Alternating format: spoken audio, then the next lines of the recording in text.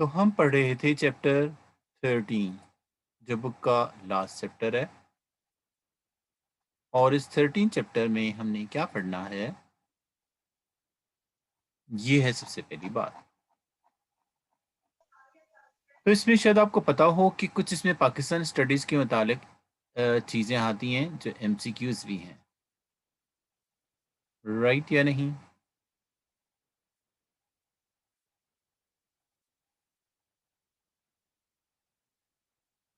عاقب جاوید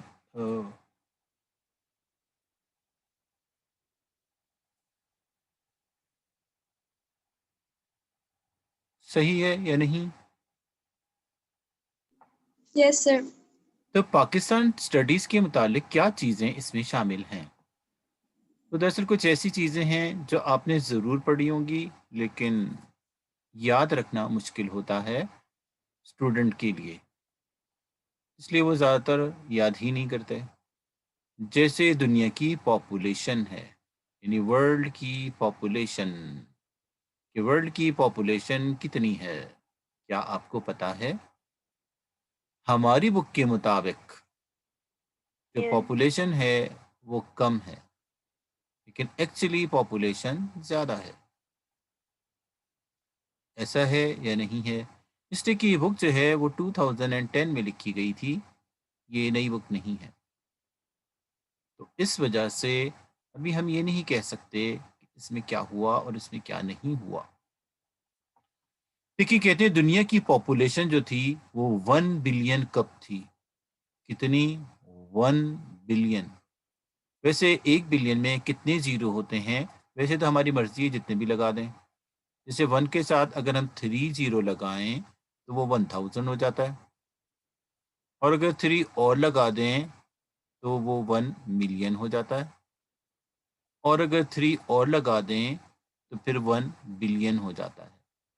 تو دراصل کہتے ہیں دنیا کی پاپولیشن 1 بلین 1825 میں ہوئی تھی، اور دراصل کہتے ہیں کہ یہ ڈبل ہو گئی، یعنی 1 بلین کا ڈبل یعنی 2 بلین ہو گئی 1927 میں۔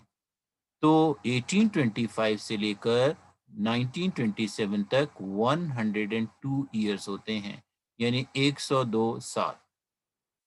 کہتے ہیں پھر یہ 2 بلین سے بڑھ کر 3 بلین ہو گئی، کب؟ 1960 میں، 1960 میں۔ اور جیسے 1927 تک تو پاکستان نہیں بنا تھا، لیکن 1960 میں بن چکا تھا۔ تو یہ کہتے ہیں 3 بلین، یعنی 2 سے 3 بلین یعنی 1 بلین صرف اور صرف 33 ایئرز میں بڑھ گئی۔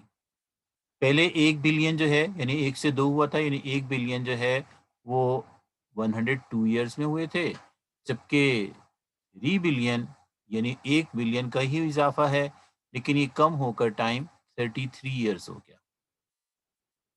پھر کہتے ہیں دنیا کی پاپولیشن 4 بلین ہو گئی 1975 میں، 1975۔ شاید آپ کو پتہ ہے پاکستان کا پہلا آئین جو ہے وہ 1973 میں آیا تھا، اور آج تک بھی وہی آئین چل رہا ہے جو 1973 کا تھا۔ اس میں کچھ جو ہے وہ ابھی چینجز آئی ہیں، یعنی موڈیفیکیشن ہوئی ہیں، لیکن بیسیکلی وہ وہی ہے۔ تو یعنی 1975 میں کتنی ہو گئی؟ 4 بلین، یعنی 3 سے 4 بلین صرف 15 سال میں، جسٹ 15 ایئر۔ اور اسی طریقے سے یہ ایک اور بلین کا اضافہ، یعنی 4 سے 5 بلین ہو گئی 1987 میں۔ اور 1987 وہ ایئر ہے جب آپ پیدا نہیں ہوئے تھے، اور یعنی یہ 15 سال سے کم ہو کر صرف 12 سال رہ گئے، یعنی صرف اور صرف 12 ایئرز میں یہ ہوتا رہا۔ اصل کہتے ہیں ایک ایک بلین میں اضافہ 102 سال میں ہوا، کم ہو کر 33 ایئرز ہو گیا، اور کم ہو کر 15 ایئرز ہو گیا، اور کم ہو کر 12 ایئر ہو گیا۔ اور یہ دراصل کہتے ہیں کہ 2000 میں 6 بلین پاپولیشن، 2000 میں 6 بلین پاپولیشن، یعنی اگین 13 ایئرز۔ اور آج کل جو ہے وہ 2020 چل رہا ہے، 2020۔ تو یہ دراصل کہتے ہیں کہ پاپولیشن کا اضافہ پہلے 102 سال میں ہوا 1 بلین کا، پھر 33 ایئرس میں، پھر کم ہو کے 15 ایئرس میں، پھر کم ہو کے 12 ایئرس میں ہو گیا. صحیح یا نہیں؟ تو یہاں پر دراصل کہتے ہیں کہ دنیا کا گروتھ ریٹ کیا ہے، یعنی ہماری جو دنیا کی آبادی ہے وہ کس حساب سے بڑھ رہی ہے. تو دراصل آپ کو پتہ ہے اس کے لیے مردم شماری کی جاتی ہے جس کو ہم سینسس کہتے ہیں. تو سینسس کے مطابق جو 1975 میں کیا گیا تھا، سینسس جو 1975 میں کیا گیا تھا، اس کے مطابق ورلڈ کی جو گروتھ ہے وہ دراصل 2.05 پر ایئر ہے. 2.05 لوگ ہر سال ان کا اضافہ ہو جاتا ہے. صحیح یا نہیں؟ اور دراصل کہتے ہیں کہ 2.03 ہو گئی 1980 میں. صحیح یا نہیں؟ اس طریقے سے اس میں انکریز ہوا یا ڈکریز ہوا. تو یہ پاپولیشن گروتھ کو کنٹرول کیا گیا. یہ پاپولیشن جس تیزی سے بڑھ رہی تھی اس تیزی سے نہ بڑھے. تو اس کے نتیجے میں دراصل کہتے ہیں کہ ایک اسکیم بنائی تھی حکومت نے، اور وہ ہے بہبود آبادی، یعنی آبادی کو کنٹرول کرنے کے طریقے، اور وہ پاکستان میں اور مختلف ممالک میں استعمال کیے گئے. اس طریقے سے گروتھ ریٹ جو ہے وہ کم ہو گیا، یعنی فرق بہت کم ہے، 0.5 سے 0.3 ہو گیا، یعنی 0.2 کا ہی فرق پڑا.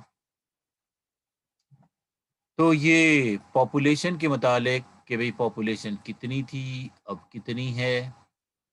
اب اسی طریقے سے اگر ہم دیکھیں کہ گروتھ ریٹ آف پاپولیشن، اگر ہماری ایکسپیکٹیشن یا کیلکولیشن کی جائیں کہ کب کتنا ہو جائے گا، تو اس کے مطابق کہ دراصل دنیا کی آبادی 10 بلین ہو جائے گی 2020 میں، جبکہ 10 بلین جو ہے وہ نہیں ہوئی. اس لیے کہ ہماری بک میں لکھا ہوا ہے اضافہ، اگر ہم کہتے ہیں 0.25 کو چھوڑ دیں، 0.03 کو دیکھیں، یعنی صرف اور صرف 2%. اور اس کی وجہ کیا تھی؟ اس کی وجہ یہ تھی کہ بہت ساری بیچ میں جنگیں ہوئیں، جیسے آپ کو پتہ ہے کویت کی عراق سے جنگ ہوئی، ایران کی عراق سے جنگ ہوئی، کچھ سعودیہ بھی شامل تھا، کچھ اسرائیل میں ہوئے، افغانستان میں ہوئی. تو بہت ساری وارز کے نتیجے میں بہت سارے لوگ مر گئے. نتیجہ کیا ہوا؟ نتیجہ یہ ہوا کہ پاپولیشن کنٹرول ہو گئی. یہ دراصل کہتے ہیں کہ 2055 میں، یعنی کتنے سال کے بعد 20 ہو چکے ہیں، یعنی 2055 میں ایکسپیکٹڈ ہے کہ یہ 20 بلین ہو جائے گی، اور 2090 میں یہ 30 بلین ہو جائے گی. تو اس میں سے کہتے ہیں کہ 2055 تو شاید آپ دیکھیں گے، لیکن یہ 90 جو ہے کو کراس کرنا مشکل ہی ہوگا کسی کا. تو یہ ہے پاپولیشن گروتھ. صحیح یا نہیں؟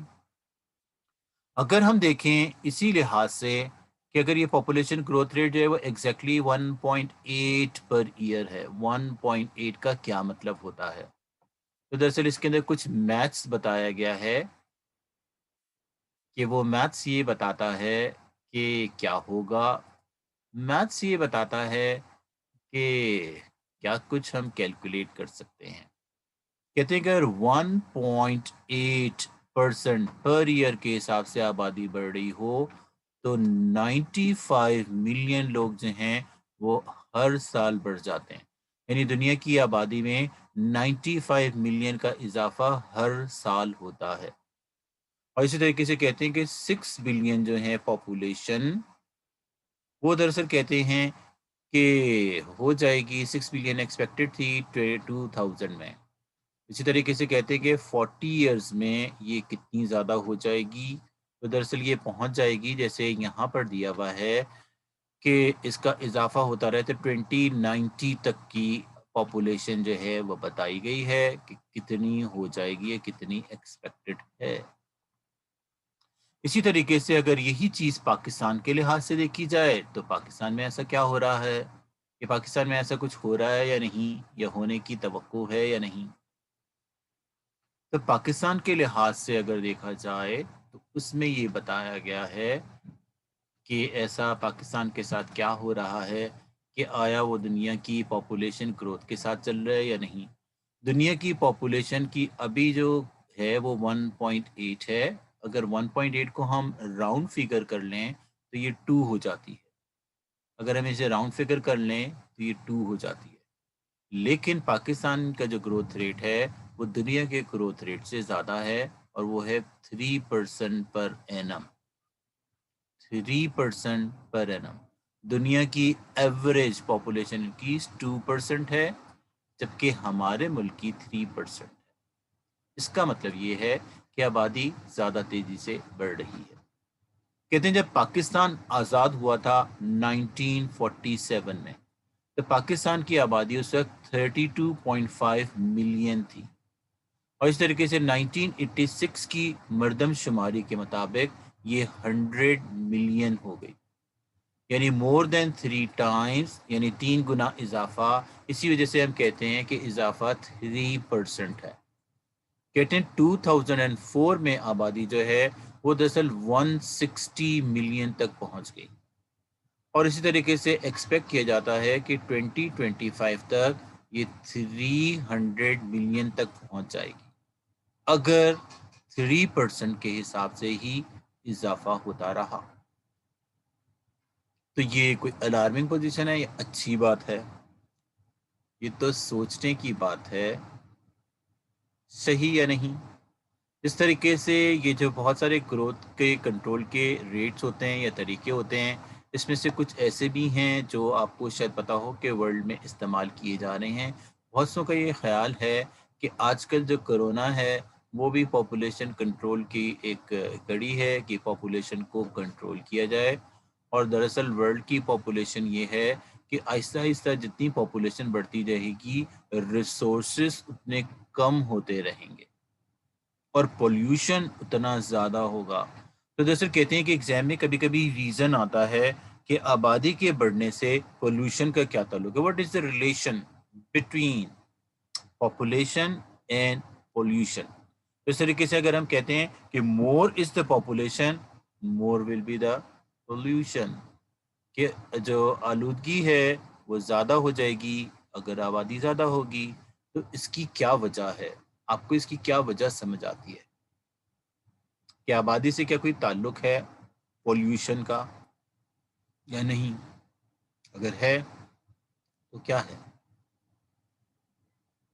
کیا آپ میں سے کوئی بتائے گا؟ سر جیسے چیزوں کا ویسٹ مٹیریل بڑھے گا، جتنی چیزیں یوز ہوں گی اتنا ویسٹ مٹیریل بڑھے گا۔ جی دراصل کہتے ہیں کہ اگر ایک شخص جو ہے وہ ایک کاغذ پھینکے تو 2 لوگ 2 کاغذ پھینکیں گے، 3 پھینکیں گے، اس طرح سے بڑھتے بڑھتے بہت زیادہ آبادی ہو جائے گی۔ اس لیے اسے کنٹرول کرنا چاہیے، تاکہ اگر دراصل کہتے ہیں کہ ایک آدمی کم کچرا پھیلائے گا، اگر 2 ہو جائیں تو زیادہ پھیلائیں گے، اس طریقے سے پولوشن جو ہے وہ بھی بڑھتا رہے گا۔ پولوشن کو کنٹرول کرنے کا یہی طریقہ ہے کہ آبادی کو کنٹرول کیا جائے۔ تو آبادی کے کنٹرول کے متعلق، یعنی یہ پاپولیشن کنٹرول کے متعلق بہت سارے لوگوں کے بہت سارے خیالات ہیں، اور کچھ خیالات یہ بھی ہیں کہ آیوڈائز سالٹ جو استعمال کیا جاتا ہے اس سے تھائرائڈ گلینڈ کی ایفیشنسی انکریز ہو جاتی ہے، اور اس طریقے سے بہتر میٹابولزم اور بہتر گروتھ ہوتی ہے۔ جبکہ بہت سے لوگوں کا خیال ہے کہ اس آیوڈائز سالٹ میں کچھ ایسی چیزیں، کچھ ایسے کیمیکل ملائے جا رہے ہیں جس کی وجہ سے پاپولیشن کو کنٹرول کیا جائے۔ تو اگر اس میں کوئی حقیقت ہے یا نہیں یہ تو ایک الگ بات ہے، یہ ایک الگ بحث ہے کہ واقعی ایسا ہو رہا ہے یا نہیں ہو رہا۔ اسی طریقے سے کرونا کے متعلق بھی جو ہے بل گیٹ کے لوگ کہتے ہیں کہ ان کا پروجیکٹ یہ ہے کہ آبادی کو کم کیا جائے، تو کم کرنے سے کیا ہوگا؟ ریسورسز کم استعمال ہوں گے۔ ہمارے قدرتی ذرائع ہیں، جیسے اس میں پانی بھی شامل ہے، یا الیکٹریسٹی ہے، یا سمندر ہیں، یا رہنے کی جگہیں ہیں، وہ آہستہ آہستہ کم ہوتی رہیں گی۔ اور پلس یہ کہ اگر آبادی کم ہوگی تو ان کو کنٹرول کرنا زیادہ بہتر آسانی سے ہو جائے گا بنسبت اس کے کہ پاپولیشن بہت زیادہ ہو۔ اس وجہ سے پاپولیشن کے پر خاص توجہ دی جا رہی ہے۔ اس طریقے سے جو ایگریکلچرل پروڈکٹس ہیں وہ دراصل کہتے ہیں کہ جو زراعت ہے وہ ہماری جو آبادی ہے اس کے مطابق نہیں بڑھ رہی، اس وجہ سے ریسورسز کم ہو رہے ہیں اور آبادی زیادہ ہو رہی ہے۔ بالکل اس طریقے سے کہتے ہیں کہ اگر ایک آدمی ہو اور ایک ہی روٹی ہو تو وہ ایک آدمی آرام سے کھا لے گا، لیکن اگر ایک ہی روٹی ہو اور دو لوگوں نے کھانی ہو، ریسورسز تو اتنے ہی ہیں، اگر اس کے کھانے والے دو ہوں گے تو پھر کیا ہوگا؟ تو پھر نتیجہ یہ ہوگا ایک کو آدھی ملے گی، اور اگر چار ہو جائیں تو پھر ایک کو کوارٹر ملے گا۔ اس طریقے سے ریسورسز سیم ہی ہیں، پاپولیشن انکریز ہوتی رہے گی تو پھر آہستہ آہستہ یہ مشکلات کا سامنا ہوگا۔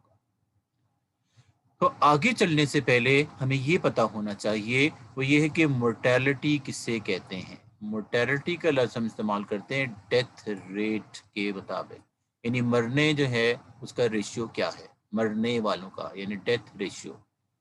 انفینٹ کسے کہتے ہیں؟ ایک ایلیفینٹ ہوتا ہے، ایک انفینٹ ہوتا ہے۔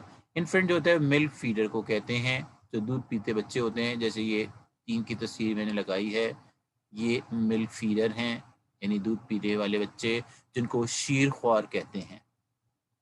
شیر خوار کا آپ نے نام سنا ہوگا۔ شیر کسے کہتے ہیں؟ تو شیر فارسی کا لفظ ہے جس کا مطلب دودھ ہوتا ہے، اسی وجہ سے عید پر جو بنایا جاتا ہے اس کو شیر خورما کہتے ہیں۔ شیر کا مطلب ملک یعنی دودھ، اور خورما کا مطلب چھوارے، دودھ چھوارے کو اتنی مشکل الفاظ میں ہم شیر خورما کہتے ہیں، اس لیے کہ ہم فارسی الفاظ استعمال کرتے ہیں، اردو کے الفاظ تو نہیں ہیں یہ۔ تو یہاں پہ دراصل کہتے ہیں انفینٹ مورٹیلٹی کے متعلق، انفینٹ مورٹیلٹی کا مطلب ہوتا ہے کہ بچوں کی تعداد، کہ انفینٹ کی مورٹیلٹی کا مطلب ہوتا ہے ان کا ڈیتھ ریٹ، کہ وہ کس لحاظ سے ان کی ڈیتھ ہوتی ہے۔ تو دراصل لکھا ہوا ہے اس میں کہ انفینٹ مورٹیلٹی ریٹ جو ہے وہ لوور ہو گیا ہے۔ پہلے 150 بچے مر جاتے تھے 1000 برتھ میں سے، 1000 لائف برتھ میں، یعنی جتنے بچے پیدا ہوتے تھے زندہ پیدا ہوتے تھے، مرے ہوئے پیدا نہیں ہوتے تھے۔ اگر 1000 بچے پیدا ہوں تو اس میں سے 150 بچے مر جایا کرتے تھے۔ اب دراصل کہتے ہیں کہ 100 بچے مر جاتے ہیں 1000 پیدا ہونے والے بچوں میں سے، اگر 1000 پیدا ہوں تو اس میں سے 100 مر جاتے ہیں۔ تو اس طریقے سے ہماری لائف جو ہے وہ اس طرح سے دیکھا جائے تو ہمارا جو برتھ ریٹ ہے اور ڈیتھ ریٹ ہے، مورٹیلٹی ریٹ ہے، وہ امپروو ہوا ہے۔ امپروومنٹ یہ ہے کہ پہلے زیادہ تر بچے وہ ملک فیڈر ایج میں ہی مر جاتے تھے، اب ان کی تعداد کم ہو کر 100 ہو گئی ہے۔ پہلے وہ 150 تھے، اب وہ 100 ہو گئے۔ لائف ڈیتھ ایج کیا ہوتی ہے؟ ڈیتھ ایج یعنی مرنے کی عمر، مرنے کی عمر کو ہی ہم لائف ایکسپیکٹنسی کہتے ہیں۔ لائف ایکسپیکٹنسی کا مطلب ہوتا ہے کہ ہم کب تک ایکسپیکٹ کر سکتے ہیں کہ لائف یعنی وہ زندہ رہے گا۔ اس کے لیے جو ہے وہ کیلکولیشن ہوتی ہیں، اور کیلکولیشن کا ایک فارمولا ہوتا ہے، اس کے مطابق وہ کیلکولیشن کی جاتی ہیں، اور ان کیلکولیشن کے جو ایکسپرٹ ہوتے ہیں وہ ایسٹریز کہلاتے ہیں، جن کو انشورنس والے عام طور پر استعمال کرتے ہیں۔ کہ دراصل وہ کیا کرتے ہیں، وہ کیلکولیٹ کر کے بتاتے ہیں۔ جس طریقے سے آپ نے دیکھا ہوگا کہ لائف انشورنس ہوتی ہے تو اس میں دراصل مختلف طریقے ہیں کیلکولیٹ کرنے کے، تو وہ استعمال کرتے ہیں کہ بھئی کون کتنے عرصے بعد مر جائے گا۔ تو یہ کیلکولیشن جو ہوتی ہیں آج کل جو ہیں ان کے مطابق وہ صحیح ہوتی ہیں، ورنہ انشورنس کمپنیز والوں کو بہت نقصان ہوگا۔ نقصان یہ ہوگا کہ اصل میں انشورنس کمپنی والے شرط لگاتے ہیں، جیسے اگر کوئی شخص 10 سال کی لائف انشورنس کروائے تو اسے وہ گارنٹی دیتے ہیں، ایشور کرواتے ہیں کہ بھئی 10 سال میں تم نے نہیں مرنا، 10 سال تک تم نہیں مر سکتے، اگر تم مر جاؤ گے تو ہم اس سے تمہیں اتنے لاکھ روپے دیں گے، 2 لاکھ 3 لاکھ، جیسی انشورنس کی پالیسی ہوتی ہے کہ 2 لاکھ 3 لاکھ 5 لاکھ 10 لاکھ، انہوں نے کہا کہ آپ کو اتنے پیسے مل جائیں گے اگر آپ مر جائیں۔ تو اسی طریقے سے وہ شرط لگاتے ہیں کہ بھئی اس عرصے میں نہ آپ کو کوئی بیماری ہوگی یا نہیں ہوگا، نہ آپ مریں گے۔ اس طرح سے وہ لوگ جس طریقے سے جو انشورنس کا کام کرتے ہیں، جیسے میرے کچھ اسٹوڈنٹ بھی ہیں، وہ بھی انشورنس کا کام کرتے تھے، تو میں نے ان سے کہا کہ دیکھیں یہ جو ہے یہ صحیح نہیں ہے۔ انہوں نے کہا بھائی اس میں خرابی کیا ہے؟ میں نے کہا کہ بھئی دراصل یہ جو ہے اصل میں جائز آمدنی نہیں ہوتی ہے، اس لیے کہ انشورنس کے پیسے ہیں جو شرط کے پیسے ہوتے ہیں۔ میں نے کہا نہیں شرط جو ہے وہ تو شرط تو نہیں ہوتی اس میں، یہ تو خدمت کے لیے ہے کہ دیکھیے اگر کوئی شخص ہے اگر وہ جلدی مر جائے تو اس طریقے سے اگر وہ سپوز بریڈ ارنر ہو یعنی پورے خاندان کو سنبھال لو، اگر وہ مر جائے گا تو پھر کیا ہوگا؟ خاندان کے اخراجات کیسے پورے ہوں گے؟ تو اس وجہ سے ہم نے کیا کیا ہے، ہم ان کی ہیلپ کرتے ہیں اس طرح سے کہ اگر کوئی جلدی مر جاتا ہے تو ہم اس کے لیے کچھ پیسے دے دیتے ہیں تاکہ باقی جو فیملی ہے وہ سپورٹ کی جا سکے، بچوں کی پڑھائی ہے یا دوسرے معاملات ہیں، ان کے رینٹ ہیں یا کھانے پینے کے خرچے ہیں، تو اس طرح سے وہ پورے ہو جاتے ہیں۔ تو میں نے انہیں کہا کہ آر یو شیور کہ وہ اسی کے لیے ہیں؟ میں نے کہا اس سے کرتے ہیں کہ آپ کو ایک ہاسپٹل لے جاتے ہیں، وہ کینسر کا ہاسپٹل ہے، کینسر کا وارڈ، اور ان لوگوں کے بارے میں تو آپ کو شور ہے کہ تو مرنے ہی والے ہیں، کچھ عرصے بعد ہی مر جائیں گے، 1 مہینے 2 مہینے 1.5 مہینے، اس طرح سے ان کا شارٹ سا پیریڈ رہ گیا ہے، تو ان کو مدد کی زیادہ ضرورت ہے اس لیے کہ موت کے قریب ہیں۔ تو میں نے کہا کہ آپ ایسے کیجیے گا کہ اپنے جو سپروائزر ہیں ان سے پوچھیں کہ ان کا انشورنس ہو سکتا ہے؟ اس نے کہا نو، ان کا انشورنس تو نہیں ہو سکتا۔ تو میں نے کہا وہ اس کا انشورنس اس لیے نہیں ہو سکتا کہ کمپنی لاس نہیں کرنا چاہتی ہے اپنا، یعنی اگر کوئی شیورٹی ہو کہ بھائی یہ تو مرنے والے ہیں تو اس کو تو پیسے دینے پڑیں گے، تو ایسے لوگوں کو تو وہ لائف انشورنس کرتے بھی نہیں ہیں، جن کو اگر ایسی کوئی ڈیزیز ہو، ہارٹ کی ڈیزیز ہو یا دوسری کوئی ڈیزیز ہوں تو ان کو تو وہ کہتے ہیں اوائڈ کرتے ہیں، اس لیے وہ دراصل میڈیکل چیک اپ کرواتے ہیں، ساری چیزیں ہوتی ہیں، تو پھر اس کے بعد جب ان کو ایشورنس ہو جاتی ہے کہ واقعی یہ اتنے عرصے بعد نہیں زندہ رہیں گے، ان کا وہ انشورنس کر لیتے ہیں۔ اسی طریقے سے بہت سی بیماریاں ہیں جو جینیٹک ڈیزیز ہیں، جیسے آپ نے سنا ہوگا sickle cell anaemia, thalassaemia, leukaemia, تو یہ ساری کنڈیشنز اگر ہوتی ہیں تو ایسے لوگوں کی وہ انشورنس نہیں کرتے، اس کی وجہ یہ ہے کہ وہ اپنی کمپنی کا نقصان کرنا نہیں چاہتے۔ تو دراصل کہتے ہیں کہ مختلف ممالک جو ہیں ان کی لائف ایکسپیکٹنسی یہاں پر دی ہوئی ہے، تو یہ کیسے پتہ چلے گا؟ اصل میں یہ سارا کچھ ہمیں جھنڈوں سے پتہ چلتا ہے، اس میں فلیگ بنے ہوئے ہیں ملکوں کے، اگر وہ فلیگ جو آپ پہچانتے ہوں تو آپ کو یہ پتہ چل جائے گا کہ کس ملک کا ہے۔ ویسے تو یہاں پہ نام لکھے ہوئے بھی ہیں، اگر اس تصویر کو بڑا کیا جائے تو بہتر آپ کو نظر آئے گا۔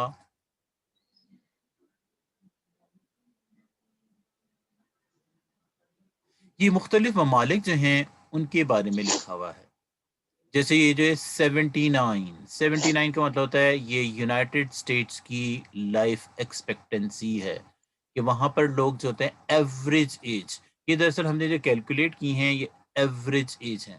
ایوریج ایج کا مطلب ہوتا ہے کہ زیادہ تر لوگ، ویسے تو دراصل دیکھیے مرنے میں تو بچپن میں بھی بچے مر سکتے ہیں، درمیانی عمر میں کوئی 15 سال کا، کوئی 20 سال کا بھی مر سکتے ہیں، 35 سال کے لوگ بھی مر سکتے ہیں، 45 سال کے بھی مر سکتے ہیں، اور اس طریقے سے پیدا ہونے سے پہلے بھی بہت سارے بچے مر جاتے ہیں، یعنی وہ مرے ہوئے ہی پیدا ہوتے ہیں۔ تو یہ تو نہیں ہم کہہ سکتے کہ بھئی کس نے کب پیدا ہونا ہے یا کب مرنا ہے، لیکن ہم میجورٹی کی بات کرتے ہیں، اسی کو ہم ایوریج کہتے ہیں کہ زیادہ تر لوگ 79 ایئرز تک زندہ رہتے ہیں۔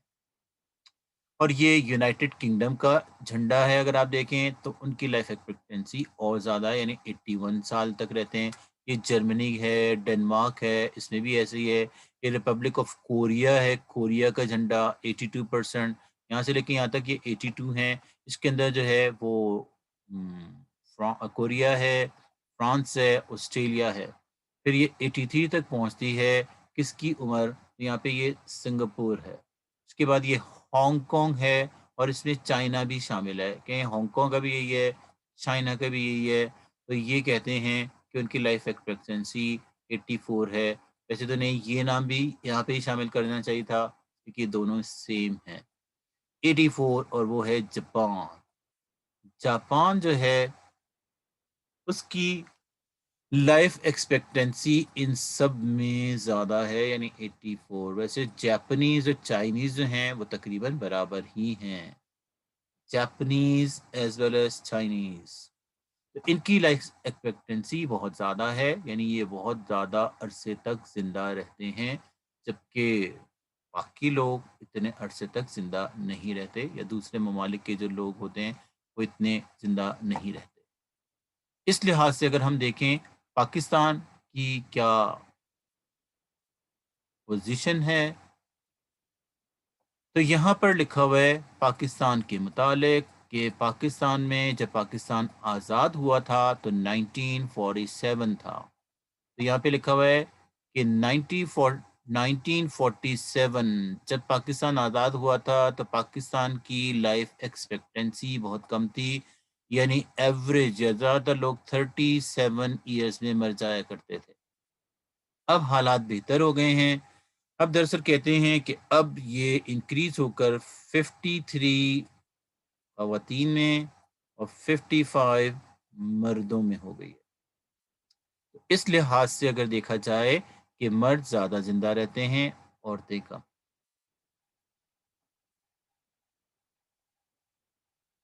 صحیح یا نہیں؟ مسفرہ جو ہے وہ کس سے ایڈ ہو رہی ہیں؟ ہسٹری کے بہت سارے اسٹوڈنٹ جو ہیں وہ کے تو لڑکوں کے نام،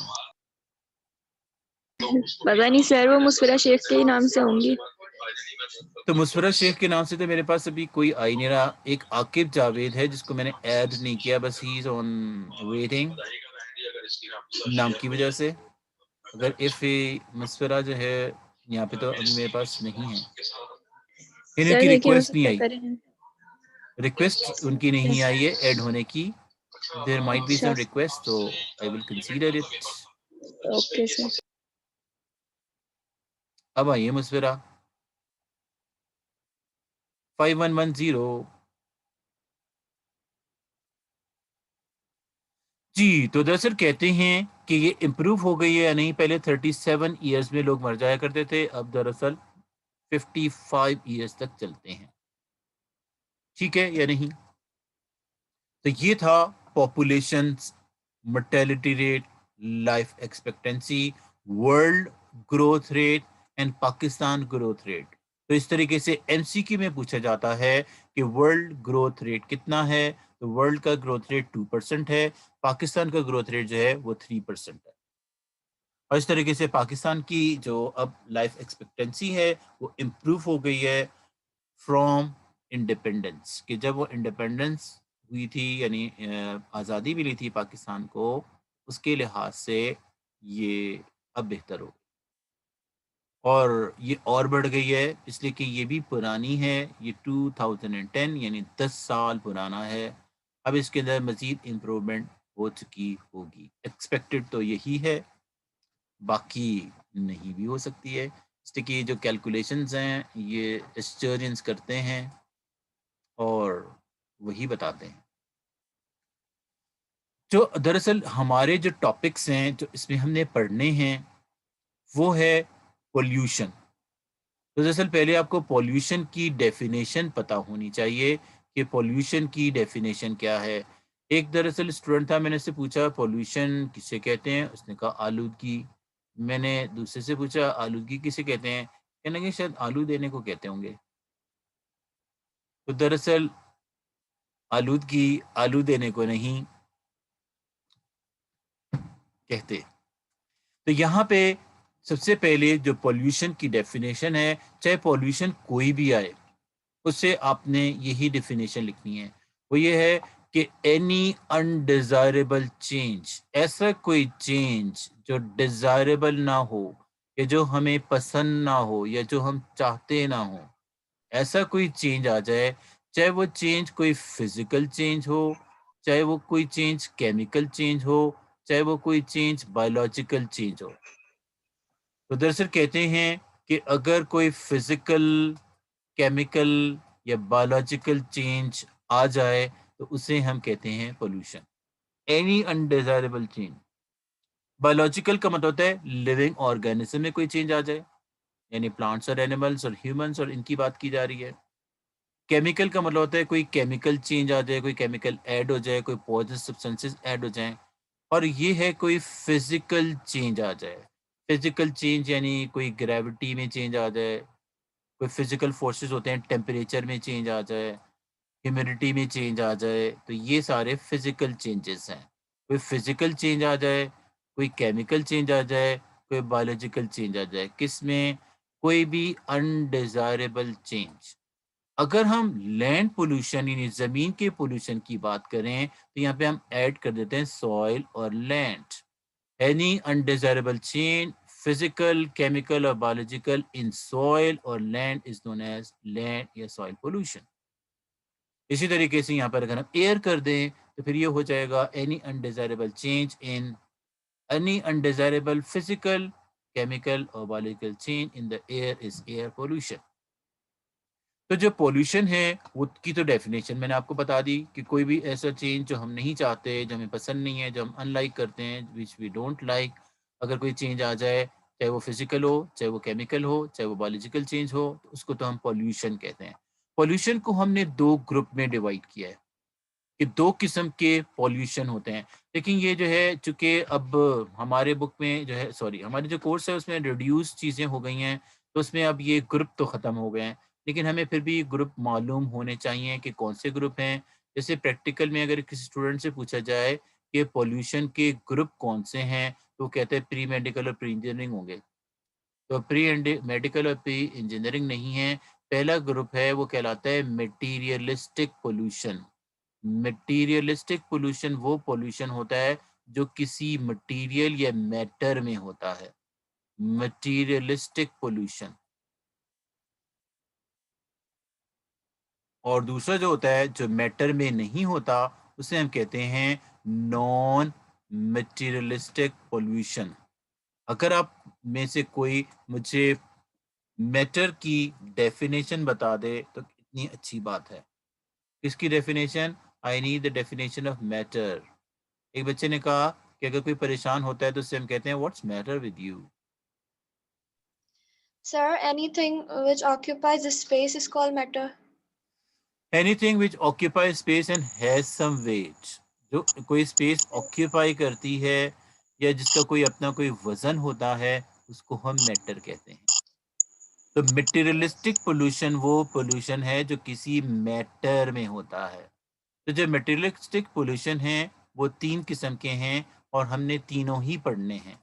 پہلے کو کہتے ہیں لینڈ پولوشن یعنی زمین کا، اس لیے کہ زمین بھی میٹر ہے.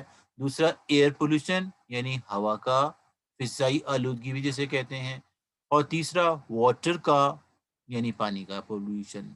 تو واٹر ہے، لینڈ ہے اور ایئر ہے. یہ سب کے سب میٹر ہیں اور میٹر کے پولوشن کو ہم میٹیریلسٹک پولوشن کہتے ہیں. اور وہ چیزیں جو میٹر نہیں ہوتی ان کا جو پولوشن ہے اس کو ہم نان میٹیریلسٹک پولوشن کہتے ہیں. جس میں جو سب سے مشہور ہے وہ ہے نوائز پولوشن یعنی شور جو ہوتا ہے. کیا یہ کوئی میٹر ہے؟ کیا اسے ہم میٹر میں کنسیڈر کرتے ہیں شور کو؟ یہ میٹر ہے، اس کا کوئی ویٹ ہے یا کوئی اسپیس آکیوپائی کر رہا. دوسرا جو ہے وہ ہے ریڈیشن. جو ریز ہوتی ہیں ultraviolet rays, infrared rays, جو ریڈیشن کا ہے یہ بھی ہم نان میٹیریلسٹک کہتے ہیں. اور تیسرا ہیٹ کا پولوشن ہوتا ہے جسے ہم کہتے ہیں تھرمل پولوشن، جو آج کل ہمارے دنیا میں زیادہ تر بڑھ رہا ہے. تو thermal pollution, noise pollution, radiation کا پولوشن، یہ تینوں کے تینوں میٹر نہیں ہیں، اس لیے ہم ان کو نان میٹیریلسٹک پولوشن کہتے ہیں. اس طریقے سے ریڈیوس کورس میں جیسے کہ اسٹوڈنٹ نے بتایا اب یہ میٹر نہیں کرتے ایگزام کے لحاظ سے، اس لیے ہم ان کو نان میٹر کہتے ہیں. تو وہ اس لحاظ سے یہ میٹر کرتے ہیں یا نہیں. تو دراصل میٹیریلسٹک یا میٹر کا جو پولوشن ہے یا تو وہ زمین کا پولوشن ہوتا ہے یعنی لینڈ کا، یا ہوا کا پولوشن ہوتا ہے یعنی ایئر کا، یا پھر واٹر کا یعنی پانی کا پولوشن. تو دراصل ایگزام میں جو ہے وہ سب سے زیادہ ایئر پولوشن آتا ہے، اس لیے کہ اس کے تین میجر فیکٹر ہوتے ہیں جس کی وجہ سے ہوا میں آلودگی ہوتی ہے یا پولوشن ہوتا ہے. اور اس طریقے سے وہ چیزیں، وہ ایجنٹ جو پولوشن کوز کرتے ہیں اس کو ہم پولیوٹنٹ کہتے ہیں. تو دراصل کہتے ہیں certain agent which are responsible for the pollution, جو پولوشن کے لیے رسپانسبل ہوتے ہیں ان کو ہم پولیوٹنٹ کہتے ہیں. جیسے ہم یہ ورڈ استعمال کرتے ہیں جو کینسر کے لیے رسپانسبل ہوتا ہے کینسر، یعنی جو کینسر کوز کرتی ہیں چیزیں اس کو ہم کارسینوجینک کہتے ہیں. کارسینوجینک کا مطلب ہوتا ہے کینسر کوزنگ. اسی طریقے سے پولیوٹنٹ کا مطلب ہوتا ہے پولوشن کوزنگ، جو پولوشن کوز کرتے ہیں. تو سب سے پہلے جو ہم پولوشن پڑھیں گے وہ پولوشن کس چیز کا ہوگا؟ تو دراصل جو ہم سب سے پہلے پڑھیں گے وہ پولوشن ہوگا ایئر، یعنی ہوا کا پولوشن. ایئر پولوشن یعنی ہوا کا پولوشن. تو جو ایئر پولوشن ہے جس کی وجہ سے ہماری ہوا، اگر ہم نے ڈیفینیشن لکھنی ہو سب سے پہلے ایئر پولوشن کی، تو ڈیفینیشن وہی ہے any undesirable change physical chemical اور بایولوجیکل ان ایئر از نون ایز ایئر پولوشن. کوئی بھی چینج ایئر پولوشن. صحیح ہے یا نہیں؟ اینی انڈیزائربل چینج کس چیز کی ہو، جیسے کہ ڈیفینیشن تو سیم ہی ہے. کہتے ہیں کہ کوئی بھی انڈیزائربل چینج چاہے وہ فزیکل ہو، چاہے وہ کیمیکل ہو، چاہے وہ بایولوجیکل ہو، اگر ایئر میں ہے تو اسے ہم ایئر پولوشن کہتے ہیں. تو دراصل کہتے ہیں کہ air pollution is a type of materialistic pollution. یہ one of the type of materialistic pollution ہے جو یہاں پہ ڈیفائن نہیں کیا گیا کہ واٹ از میٹیریلسٹک پولوشن.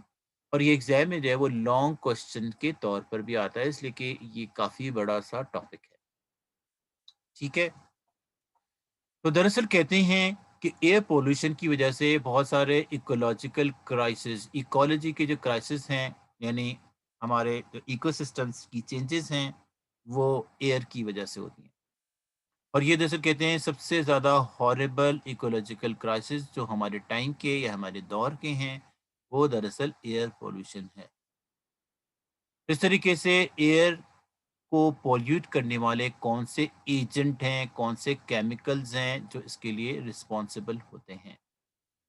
تو اگر اس سے ہم پڑھیں جو کامن ٹائپ ہیں جو ایئر پولوشن کوز کرتے ہیں یا انوائرمنٹل پولوشن ہیں جنہیں ہم پولیوٹنٹ یا کوزز کہتے ہیں، اس کی وجہ کیا ہے؟ پولیوشن ہونے کی وجہ کیا ہے؟ تو پولیوشن ہونے کی وجہ یہ ہے کہ جیسے کہتے ہیں ہم 3 کیٹیگریز میں ڈیوائڈ کرتے ہیں پولوشن کو. یہ پولوشن کیسے کوز ہوتا ہے اس کو ہم 3 کیٹیگریز میں یا 3 گروپس میں یا 3 کائنڈ میں ڈیوائڈ کرتے ہیں. یعنی ہوا کا وہ پولوشن جو انڈسٹریز کی وجہ سے ہو رہا ہے، جو انڈسٹریز ہیں ان کی وجہ سے. اصل میں بہت سارے انڈسٹریز جو ہوتی ہیں ان سے بہت سارے کیمیکل نکلتے ہیں. جیسے دراصل کہتے ہیں جہاں پہ پیٹرولیم کی صفائی ہوتی ہے، جیسے آپ نے پیٹرولیم ڈسٹیلیشن کے بارے میں پڑھا ہوگا کیمسٹری میں، تو آپ نے یہ پڑھا ہوگا کہ وہاں پہ سلفر ڈائی آکسائڈ گیس استعمال ہوتی ہے. تو جو سلفر ڈائی آکسائڈ گیس ہے یہ دراصل پولوشن کوز کرتی ہے. اسی طریقے سے سیکنڈ ہے ایگریکلچر کا پولیوٹن، یعنی ایگریکلچر میں بہت ساری چیزیں ہیں، جیسے آج کل ہم بہت سارے اسپرے کرتے ہیں فصلوں پہ جنہیں ہم پیسٹی سائڈس کہتے ہیں. ایک ہوتے ہیں انسیکٹیسائڈس. سائڈ کا مطلب کیا ہوتا ہے؟ ایک سائڈ پہ ہونا نہیں ہوتا، سائڈ کا مطلب کل کرنا ہوتا ہے. کل CIDE، سائڈ کا مطلب کل کرنا ہے یعنی مار دینا. اسی وجہ سے خود کو مارنے کو کہتے ہیں سوسائڈ. سو کا مطلب ہوتا ہے سیلف اور سائڈ کا مطلب ہوتا ہے کل. اپنے آپ کو کل کر دینا، مار لینا، خودکشی کر لینا جسے ہم کہتے ہیں، وہ کہلاتا ہے سوسائڈ. پیسٹی سائڈ کا مطلب ہوتا ہے کلنگ دا پیسٹ. یہ پیسٹ کیا ہوتے ہیں؟ What are pest? ایک ہوتے ہیں BEST بیسٹ اور ایک ہوتے ہیں PEST پیسٹ. بیسٹ کیا ہوتے ہیں اور پیسٹ کیا ہوتے ہیں؟ کیا آپ کو کیڑے مکوڑے، چھوٹے کیڑے مکوڑے. جو چھوٹے کیڑے مکوڑے ہوتے ہیں ان کو پیسٹ کہتے ہیں. وہ بھی ہوتے ہیں کہ پیسٹ جو ہیں اس کی مختلف کیٹیگریز ہیں. جس طریقے سے آپ کو پتہ ہے مائس جنہیں ہم چوہے کہتے ہیں یہ بھی پیسٹ ہیں، اس لیے کہ یہ فصلوں کو بھی کھا جاتے ہیں اور جو اسٹورڈ پروڈکٹ ہوتی ہے اس کو بھی کھا جاتے ہیں. تو دراصل وہ جو تباہی کر دیتے ہیں وہ پیسٹ کہلاتے ہیں. اس طریقے سے کچھ لکڑی کو کھانے والے بھی ہوتے ہیں جس کو ہم کہتے ہیں ٹرمائٹس. ٹرمائٹس کسے کہتے ہیں؟ टर्माइट हम दीमक को कहते हैं। दीमक जो होती है वो भी लकड़ी तबाह कर देती है, तो ये भी पेस्ट है। बहुत सारे इंसेक्ट्स हैं जो तबाही का काम करते हैं, इंसेक्ट्स जो दरअसल कहते हैं फसलों के लिए सबसे ज़्यादा खतरनाक इंसेक्ट है, वो कौन सा है? उसका नाम है लोकस्ट। लोकस्ट जिसे कहते हैं टिड्डी दल, नाम शायद आपने सुन रखा हो, टिड्डी दल। और इस तरीके से कुछ अरसे यस पहले सर। जो है इसका हमला कराची की तरफ भी बहुत सारे आपने टिड्डी दल देखे होंगे। बड़े-बड़े से इंसेक्ट होते हैं, बड़े ग्रास हॉपर साइज़ के होते हैं, ग्रीन कलर के। तो दरअसल कहते हैं कि लोकस्ट जो होते हैं, ये क्या करते हैं, ये आमतौर पे डेज़र्टेड कंडीशन में रहते हैं, यानी सहरा में। इनको सहरा इसलिए पसंद होते हैं कि ये वहाँ पर अंडे देते हैं। इसलिए कि ये आपने सुना होगा जो टर्टल होते हैं, टर्टल वो पानी में अंडे नहीं देते। टर्टल जो कछुए जैसे ही होते हैं, लेकिन उनके 4 लिम्ब फ्लैट होते हैं ताकि वो स्विम कर सकें। और उनको फ्लिपर्स कहते हैं, यानी उनके अंदर फिर फ्लिपर्स होते हैं। तो ये आपने फर्स्ट ईयर में पढ़ा होगा चैप्टर 10 में, और उसमें ये लिखा हुआ है कि टर्टल जहाँ पैदा होता है वहीं अंडे देता है। टर्टल जहाँ पैदा होते हैं वहीं अंडे देते हैं। यानी अगर वो जिस समंदर में पैदा हो, यानी कोई कराची में पैदा हो, तो दरअसल कहते हैं वो समंदर में घूमेंगे फिरेंगे, वापस साहिल पे आएंगे, वहाँ पे अंडे देंगे। और उनकी एक बात ये भी होती है कि वो दरअसल पहले एक गड्ढा खोदते हैं, रेत में गड्ढा, और वहाँ पे अपने अंडों को दबा देते हैं, जो साहिल पे रेत होती है उस पे। ऐसा वो क्यों करते हैं? इसलिए कि शायद आपको पता है कि हम चैप्टर 5 पढ़ चुके हैं और उसमें हमने ये पढ़ा था कि मुर्गी अंडों पर क्यों बैठती है? इसलिए नहीं बैठती कि उसके पास चेयर्स नहीं होती। इसलिए बैठती है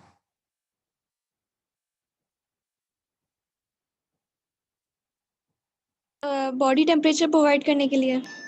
वो टेम्परेचर प्रोवाइड करने के लिए जिसके अंदर जो है वो हैचिंग हो सकती है, डेवलपमेंट हो सकती है, वो ज़रूरी होता है। इसलिए कि एंजाइम उस टेम्परेचर के बगैर एक्टिवेट नहीं होते जो ग्रोथ के लिए रिस्पॉन्सिबल होते हैं। तो इस वजह से एक पर्टिकुलर टेम्परेचर होता है और रिक्वायर्ड होता है, इसलिए वो अंडों पर बैठती है। और ये काम जो है वो टर्टल नहीं करते। टर्टल जो होते हैं वो अंडों पर नहीं बैठते, इसलिए कि उनके पास टाइम ही नहीं होता। उनके पास वो कहते हैं भाई टाइम नहीं है। जिस तरीके से आजकल आपको पता है स्टूडेंट के पास टाइम नहीं होता, हालाँकि वो हर वक़्त घर में होते हैं, ना वो सेंटर जा रहे होते हैं, ना वो कॉलेज जा रहे होते हैं, उनके पास टाइम नहीं होता। इस तरीके से अगर उनकी जो सोशल मीडिया की सर्विसेज़ हैं, वो कम हो जाएँ, वो व्हाट्सएप पे कम टाइम दें, फेसबुक पे कम टाइम दें, मैसेंजर पे कम टाइम दें। इस तरीके से आपको पता है आजकल तो सोशल मीडिया बढ़ भी बहुत गया है, इंस्टाग्राम आ गया है, स्नैपचैट आ गया है, लाइकी आ गया है, पता नहीं कितने सारे तो मीडिया आ गए हैं, तो अब बच्चों को टाइम ही कहाँ मिलता है। इस तरीके से हमारे ज़माने के लोग कहते थे, भई आपके ज़माने में तो चीज़ें थी नहीं, इस वज़ह से आप क्या इसको एन्जॉय करते हैं। हमारे ज़माने में तो हैं, इस वज़ह से हमें एन्जॉय करना चाहिए। क्या वो सही कहते हैं या गलत? इसलिए कि वो आपके दौर के लोग हैं, उनका ख़्याल ये है कि we have to participate in everything. इसलिए कि ये आजकल आजकल जो बच्चे होते हैं, छोटे-छोटे होते हैं, मोबाइल से खेलना शुरू कर देते हैं, तो हमारे ज़माने में, पहले ज़माने में तो ऐसा नहीं था, इसलिए कि पहले ज़माने में मोबाइल मौजूद नहीं थे। हो सकता है हमारी जनरेशन जो थी, अगर हम भी छोटे होते, उस वक़्त मोबाइल होते तो शायद, और हो सकता है आने वाली जनरेशन में और कोई ऐसी चीज़ आ जाएगी जिससे लोग इस्तेमाल करने लगेंगे। जिस तरीके से आपको पता है टीवी के मुतालिक एक मैंने मज़मून पढ़ा एक साहब का, स्कॉलर हैं। उन्होंने कहा कि हम टीवी के जो खतरे हैं, उससे बच्चों को नहीं बचा सकते। और उसकी वजह ये होती है कि अगर हम उन्हें मना करें कि भाई टीवी ना देखें, जो चीज़ों को मना किया जाए ना, उस चीज़ों का शौक ज़्यादा होता है। बस इंसान में ये फ़ितरतन ऐसा है। जिस तरीके से हज़रत आदम अलैहिस्सलाम को कहा गया था कि ये ना खाएँ, पूरे जन्नत में इतनी सारी चीज़ें थीं, लेकिन उन्होंने वो खाई कि भई ये क्या चीज़ है ऐसी? शैतान ने उनको बहकाया कि ओह! उस तरीके से इनक्विजिटिव माइंड होता है इंसान का, यानी वो चाहता है कि भई ये क्या चीज़ है? या जिस चीज़ से मना करें उस तरफ वो ज़्यादा जाते हैं। यही वजह है कि अगर आप देखें कोई माँ जो है वो इस्त्री कर रही होगी और इस्त्री गर्म होगी, तो देखिए बच्चा उस तरफ जाएगा, फिर वो हटाएँगे, फिर जाएगा, फिर हटाएँगे, फिर जाएगा। لیکن اگر ایک دفعہ اسے استری لگ جائے پھر کبھی قریب نہیں جائے. اس کو کہتے ہیں تجربہ. یعنی بہت سارے لوگ اپنی ماؤں کے تجربوں سے نہیں اپنے تجربے سے سیکھتے ہیں. ماؤں سے کتنا بھی کہتے رہے کہ اسے جل جائیں گے دیکھو یہ ہوگا، لیکن اس کو سمجھ نہیں آتا.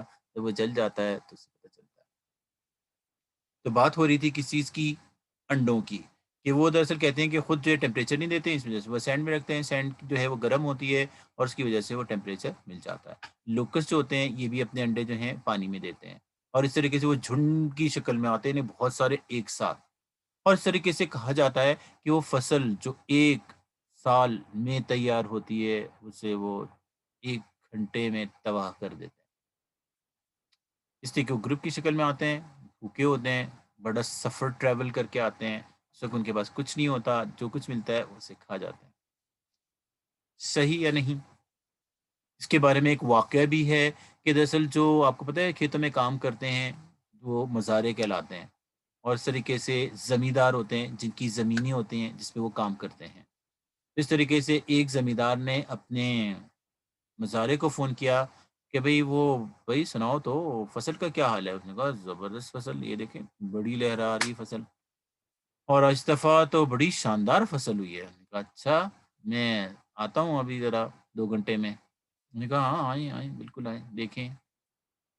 جب وہ وہاں پہ پہنچا زمیندار تو دیکھا بالکل میدان خالی. میں نے کہا بھائی کیا تم تو کہہ رہے تھے بھائی فصل لہرا رہی تھی، کہاں ہے فصل لہرا رہی، کہاں ہے فصل؟ میں نے کہا جی آپ کو کیا بتائیں، وہ جو تھے وہ کیڑے تھے، وہ آئے تھے جن کو ٹڈی دل کہتے ہیں. انہوں نے کہا کہ 1 گھنٹے میں انہوں نے سارا صاف کر دیا. آپ تو 2 گھنٹے بعد آئے ہیں، انہوں نے 1 گھنٹے میں کچھ نہیں چھوڑا. اور اسی طریقے سے زمیندار کو اس بات پہ یقین نہیں آیا. اس نے کہا اچھا تم مجھ سے فراڈ کر رہے ہو، مجھے پھول بنانے کی کوشش کر رہے ہو. اس نے کہا کہ فصل تو لگی نہیں تھی، نہ تم نے بیج خریدے، بیج کے پیسے بھی کھا گئے، نہ تم نے جو ہے کھاد لگائی، کھادوں کے پیسے بھی کھا گئے، اور اس طریقے سے یہ پانی وانی اور یہ ساری چیزیں ہیں ان سب کے تم پیسے کھا گئے ہو. یا تو تم نے فصل لگائی ہی نہیں ہے اس لیے کہ مجھے تو نظر ہی نہیں آ رہی، یا تم نے لگائی ہوگی تو خود بیچ دی ہوگی، اپنے رشتے داروں کو دے دی ہوگی. یہاں تو فصل ہے ہی نہیں. تو نے کہا کہ بھی آپ کو کیا اس لیے کہ اس نے کبھی جب دیکھا نہیں ہے تو اس کو تو یقین بھی نہیں آئے گا کہ بھئی وہ کتنی دیر سے صاف کر جاتے ہیں. تو اس طرح سے ایسا ہوتا ہے کہ پھر وہ مزارے کو نکال دیتا ہے. کہتا ہے بھائی you are dishonest person, بھائی آپ نے تو ایمانداری نہیں ہے، میں رکھنا ہی فضول ہے.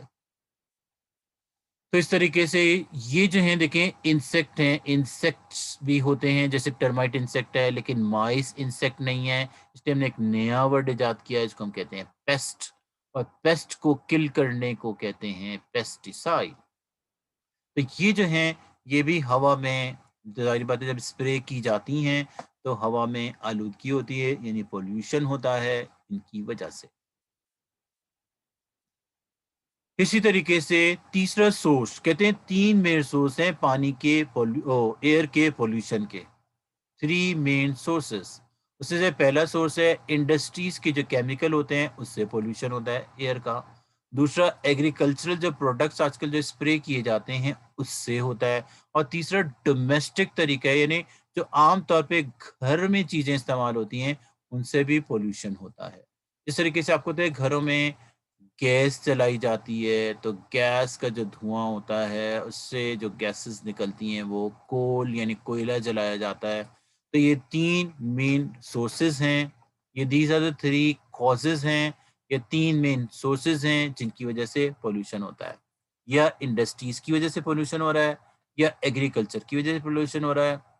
تو یہاں پہ یہی لکھا ہوا ہے انڈسٹریل پولوٹنٹ وہ ہوتے ہیں which causes by the industries and agriculture pollutant وہ ہوتے ہیں which is causes by the agriculture. اور ڈومیسٹک وہ ہوتے ہیں which are causes by domestic agencies، یعنی ڈومیسٹک کا مطلب گھریلو ہوتا ہے. اب ہم بات کرتے ہیں سورسز کی. انڈسٹریز کے کیا کیا سورسز ہیں جہاں سے پولوشن ہوتا ہے. تو دراصل کہتے ہیں کہ 8 major sources of pollution are, sources جو ہیں وہ 8 ہیں جو کہ پولوشن کاز کر رہے ہیں. رائٹ. اس میں سب سے پہلا ہے انڈسٹریز کا پولوشن، دوسرے ہیں پارٹیکولیٹ پولوشن، تیسرے ہیں گیسز میٹر، چوتھے ہیں کمپاؤنڈ سورسز، پانچویں ہیں ریڈیو ایکٹیو کمپاؤنڈ، سکس ہیں آکسیڈنٹ، اور سیون ہے فوٹو کیمیکل آکسیڈنٹ، اور لاسٹ ہے فوٹو کیمیکل اسموک۔ یہ ہیں ایئر کے پولوشن کے مختلف طریقے۔ These are the different sources ہیں یا different methods ہیں کہ ایئر میں کیسے کیسے پولوشن ہوتا ہے۔ میجر سورسز جو ہیں یا تو انڈسٹری سے ہوتا ہے، یا ایگریکلچر سے ہوتا ہے، یا گھریلو پولیوٹنٹ ہوتے ہیں جو پولوشن کاز کرتے ہیں۔ تو یہاں پہ دراصل کہتے ہیں کہ انڈسٹریل پولوشن کیا ہوتا ہے، جو انڈسٹریز کی وجہ سے ہوتا ہے۔ انڈسٹریز کون سی ہیں جو پولوشن کاز کر رہی ہیں؟ تو انڈسٹریل پولوشن جو ہے یہ سب سے کامن ٹائپ کا ہے، جو ہمارے سٹیز ہیں، شہر ہیں، آہستہ آہستہ اس میں پاپولیشن جو ہوتی ہے، ریولوشن آتا جا رہا ہے کہ ولیج کے ایریاز کم ہو رہے ہیں، انڈسٹریز زیادہ لگ رہی ہے، اور انڈسٹریز میں تیار ہونے والے جو کیمیکل ہیں جو فضا میں جاتے ہیں اور ویسے بھی زمین میں ہوتے ہیں، وہ سب کے سب جو ہیں وہ پولوشن کاز کر رہے ہیں۔ پرٹیکولیٹ پولوشن وہ ہوتے ہیں، کچھ پارٹیکلز ہوتے ہیں، ذرات ہوتے ہیں، وہ پولوشن کاز کر رہے ہیں، جیسے کاربن کا اسموک۔ کاربن جو ہوتا ہے وہ تو ہم کہتے ہیں کس کو، جب کاربن جلایا جاتا ہے، جیسے ہم لکڑی جلائیں یا ہم کوئلہ جلائیں تو اس طرح سے۔ اسی طریقے سے روڈ سائڈ پہ بہت سارے میٹلز ہوتے ہیں، دھات، مختلف میٹل جیسے آئرن، میگنیشیم، کیلشیم وغیرہ، یہ سارے پولوشن کاز کرتے ہیں۔ تو دراصل آئرن جو ہے اس میں میگنیشیم بھی ہے، لیکن کیلشیم جو ہوتا ہے وہ تو ویسے ہی اتنی جل جاتا ہے، اس وجہ سے وہ تو پولوشن کاز نہیں کرتا۔ اس طریقے سے سوٹ ہے۔ سوٹ کیا ہوتا ہے؟ شاید آپ کو پتا ہو کہ اگر ہم ایک برنر جلائیں، برنر یہ کینڈل جلائیں اور اس کے اوپر اگر کوئی ٹیسٹ ٹیوب رکھ دیں تو کچھ عرصے کے بعد وہ کالی ہو جائے گی۔ یہ جو کالک اس کے اوپر جمع ہو جاتی ہے اس کو سوٹ کہتے ہیں۔ سوٹ کہ پہننے والا سوٹ SUIT ہوتا ہے، یہ SOOT سوٹ ہے۔ ٹار کیا چیز ہوتی ہے؟ ٹار جیسے کول تار، آپ نے نام سنا ہوگا، اس کو ڈامر بھی کہتے ہیں، جس سے سڑکیں بنائی جاتی ہیں۔ اسی طریقے سے جو منرلز کے ریزنز ہیں، پولنز ہیں، یہ بھی دراصل پولن گرین بھی ایئر پولوشن کاز کرتا ہے۔ یہ پولن گرین جو ہوتے ہیں یہ شاید آپ کو پتا ہے کہ یہ ریپروڈکٹیو سٹرکچر ہوتے ہیں فلاورز کے، یہ کیسے پولوشن کاز کریں گے؟ کیا بتا سکتے ہیں کیسے یہ پولوشن کاز کرتے ہیں؟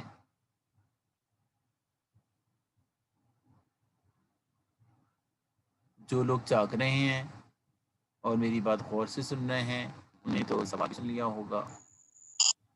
سر ایئر کے تھرو جو پھیل جاتے ہیں۔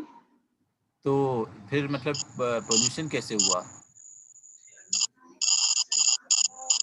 پتہ نہیں سر۔ پھر بہت سارے لوگوں کو جو ہے ان پولن گرینز کی وجہ سے استھما ہوتا ہے۔ استھما جسے ہم کہتے ہیں دمہ، اس لیے کہتے ہیں دمہ دم کے ساتھ۔ تو پولن گرینز جو ہیں وہ کیا کرتے ہیں آپ کو پتہ ہے یا نہیں؟ یہ الرجیز کاز کرتے ہیں۔ الرجیز کیا ہوتی ہیں؟ جو دراصل ہمارے انڈیزائریبل ریئیکشن ہوتا ہے باڈی کا، وہ کہلاتا ہے الرجیز۔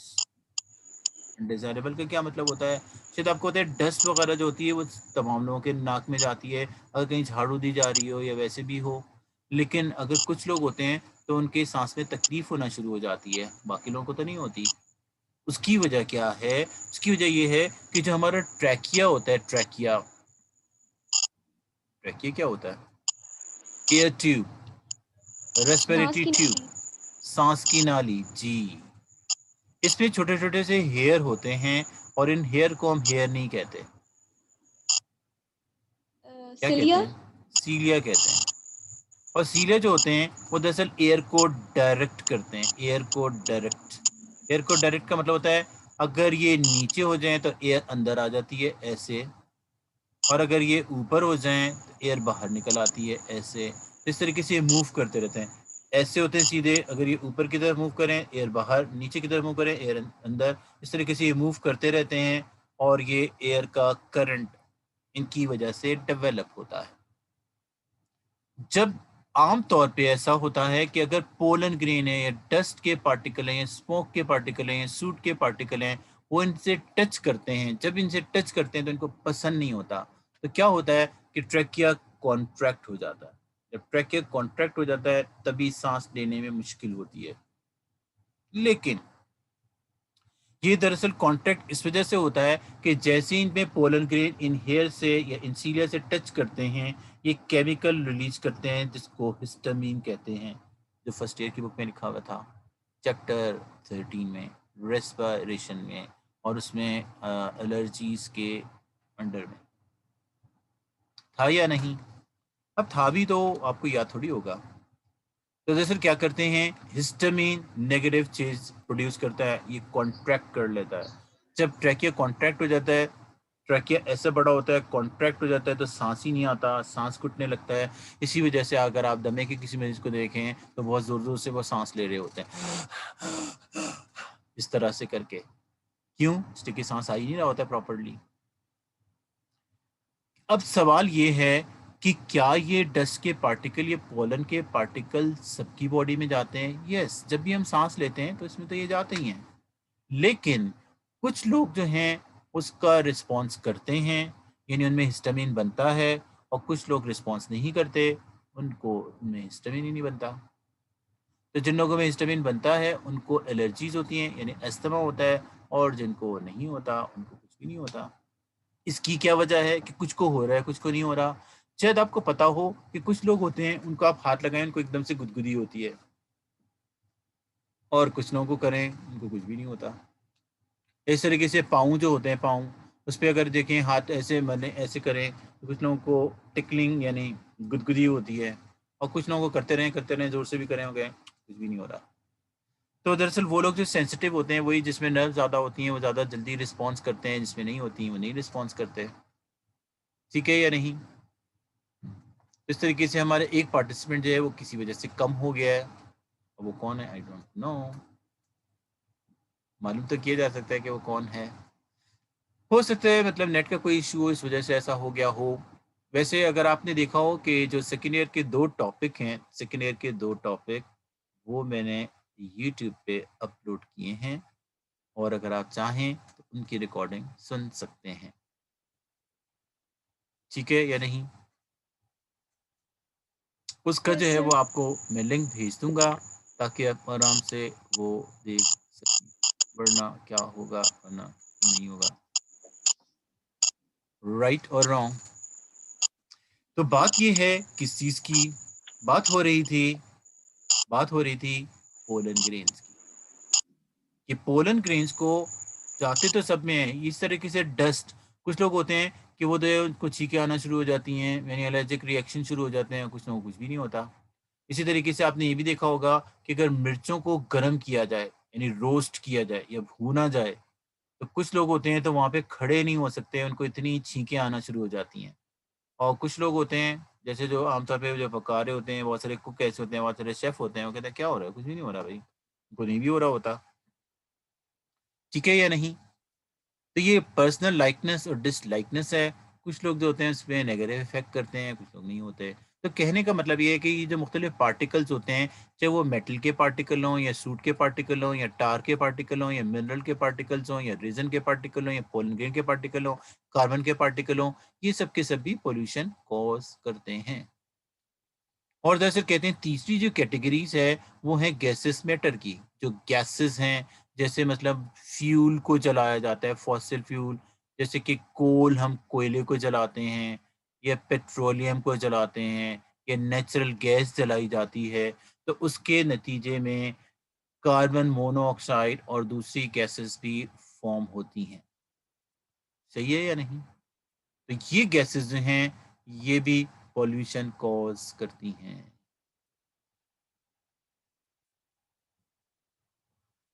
اگر ان کی طرف سے ریکویسٹ آئے گی تو ضرور مریم ایڈ ہو جائیں گی، اگر ریکویسٹ ہی نہیں آئے گی تو ابھی تو ان کی طرف سے ریکویسٹ ہی نہیں آئی، شی is not hair.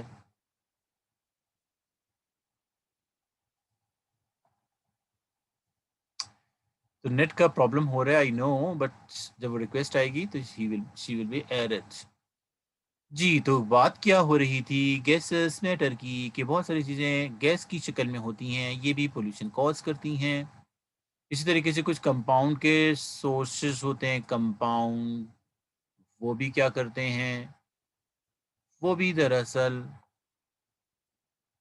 Pollution cause کرتے ہیں. جیسے کمپاؤنڈ میں مختلف آکسائڈس ہیں، نائٹریٹس ہیں، سلفیٹس ہیں، نائٹروجن کے مختلف کمپاؤنڈ، نائٹرائٹس بھی ہیں، نائٹریٹس بھی ہیں، بہت سارے ہیلوجن ہیں، وہ بھی دراصل پولوشن کاز کرتے ہیں. اس کے علاوہ ففتھ کیٹیگری بہت سارے ریڈیو ایکٹیو سبسٹینسز ہوتے ہیں، وہ بھی ایسا کرتے ہیں. کون سے سبسٹینسز؟ Radio active. کون سے سبسٹینسز؟ Radio active.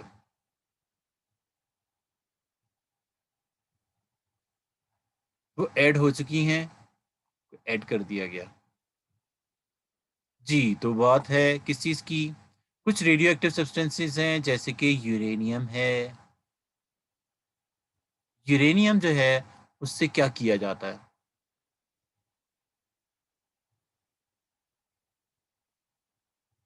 یورینیم کیوں مشہور ہے؟ یورینیم کیوں مشہور ہے؟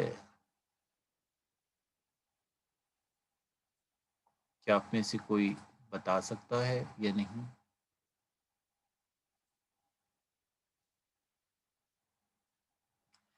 یورینیم ایک ریڈیو ایکٹیو سبسٹینس ہے. سر نیوکلیئر اس کے لیے جی نیوکلیئر پاور کے لیے یا نیوکلیئر پاور کے لیے یا نیوکلیئر ویپنز بنانے کے لیے بھی استعمال ہوتا ہے.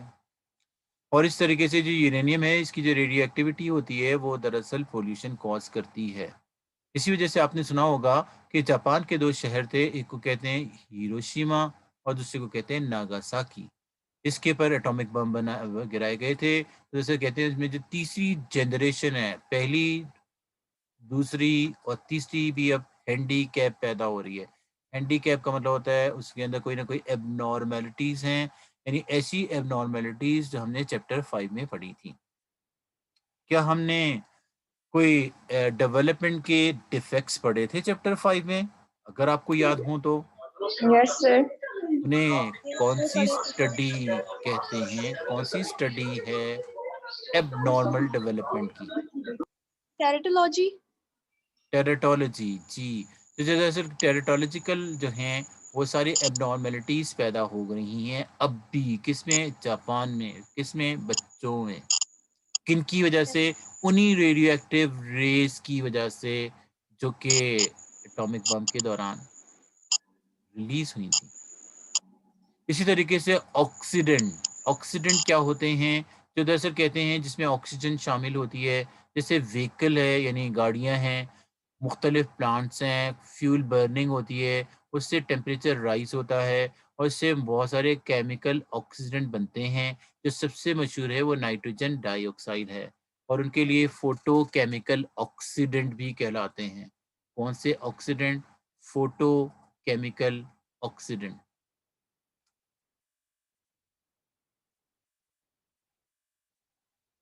ان کی وجہ سے فوٹو کیمیکل پولوشن ہوتا ہے. پولوشن یہ کیسے ہوتی ہیں؟ دیکھیے یہاں پہ لکھا ہوا ہے فوٹو کیمیکل پولوشن.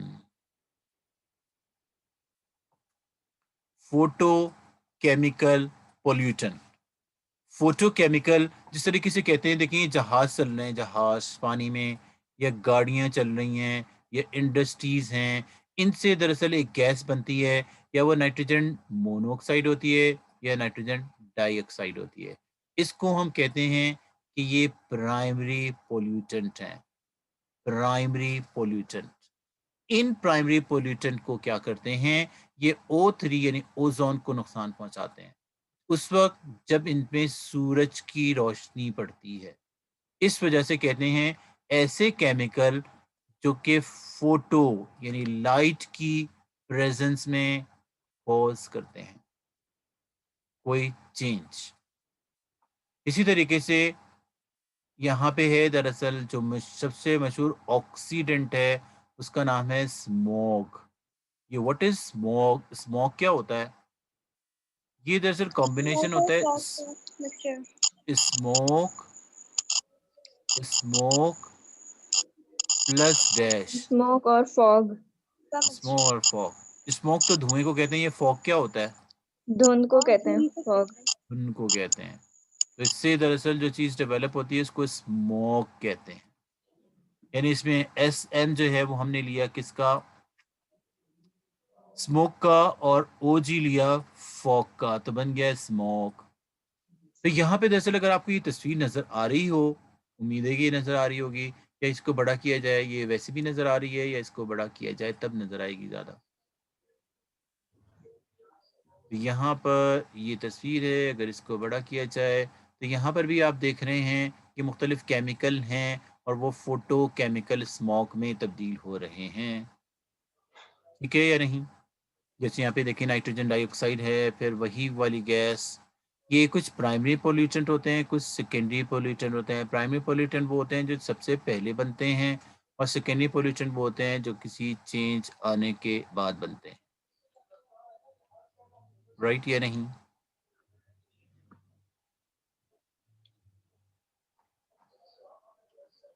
تو بات ہو رہی تھی فوٹو کیمیکل اسموک. اس کی وجہ سے ہوتا کیا ہے؟ اس کی وجہ سے شاید آپ کو پتا ہے کہ کوئی تبدیلی آ رہی ہوتی ہے یا نہیں. اس کی وجہ سے کوئی تبدیلی آتی ہے تو اس کے لیے بات جیسے واقعی تبدیلی آتی ہے. اور اس طریقے سے جو ہماری انڈسٹریز ہیں, انڈسٹریز اس میں جو ہے اس کے ایفیکٹس موجود ہیں کہ جو ہے جہاں پہ گاڑیاں بہت زیادہ ہوتی ہیں وہاں پہ ہمیں یہ نظر آتی ہیں. تو اس کی وجہ سے جو ہے وہ دھند ہو جاتی ہے, دھند, اور اس دھند میں اور کچھ چیزیں نظر ہی نہیں آ رہی ہوتی. صحیح یا نہیں؟ میں نے کچھ تصویریں وہ بھی رکھی تھیں لیکن شاید وہ شروع میں آ گئی ہیں یا آخر میں آ گئی ہیں.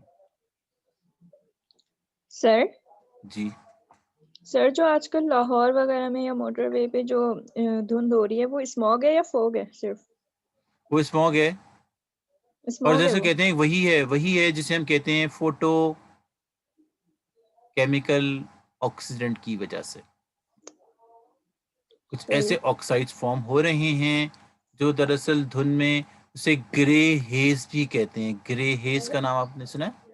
اس یس کے سر. دراصل تھوڑا سی گرینس آ جاتی ہے, اس کی وجہ سے جو ہے وہ بلڈنگیں نظر ہی نہیں آتی, یا اس کے آر پار کچھ چیزیں نظر ہی نہیں آ رہی ہوتی. تو سر فوگ میں نظر مطلب فوگ ٹرانسپیرنٹ ہوتی ہے, اس پہ نظر آ سکتا ہے؟ فوگ میں تو کچھ بہتر نظر آتا ہے, ویسے اس میں بھی بہت اچھا نظر نہیں آتا, لیکن اس میں تو بالکل ہی نظر نہیں آتا. اگر کوئی بلڈنگز ہوتی ہیں نا وہ تک اس میں چھپ جاتی ہیں.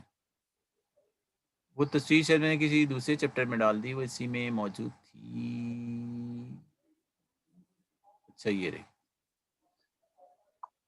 یہ ہے دیکھیں کہ بلڈنگز ہیں کہ آپ کو یہ پورا گرے نظر آ رہا ہے. ایک تو دھند یس. ہوتی ہے, دھند جو ہوتی ہے وہ ٹرانسپیرنٹ ہوتی ہے, یعنی وہ وائٹ سے کلاؤڈی سا آپ کو نظر آتا ہے. لیکن دراصل یہ جو فوٹو کیمیکل آکسیڈنٹ ہیں جس کو اسموک کہتے ہیں, یہ دراصل بالکل بلڈنگز کو چھپا دیتے ہیں. اتنی بڑی بڑی بلڈنگز ہیں, یہ دیکھیں, یہ تو آج کل جو موٹر وے وغیرہ میں ہو رہی ہے وہ اسموگ ہو رہی ہے.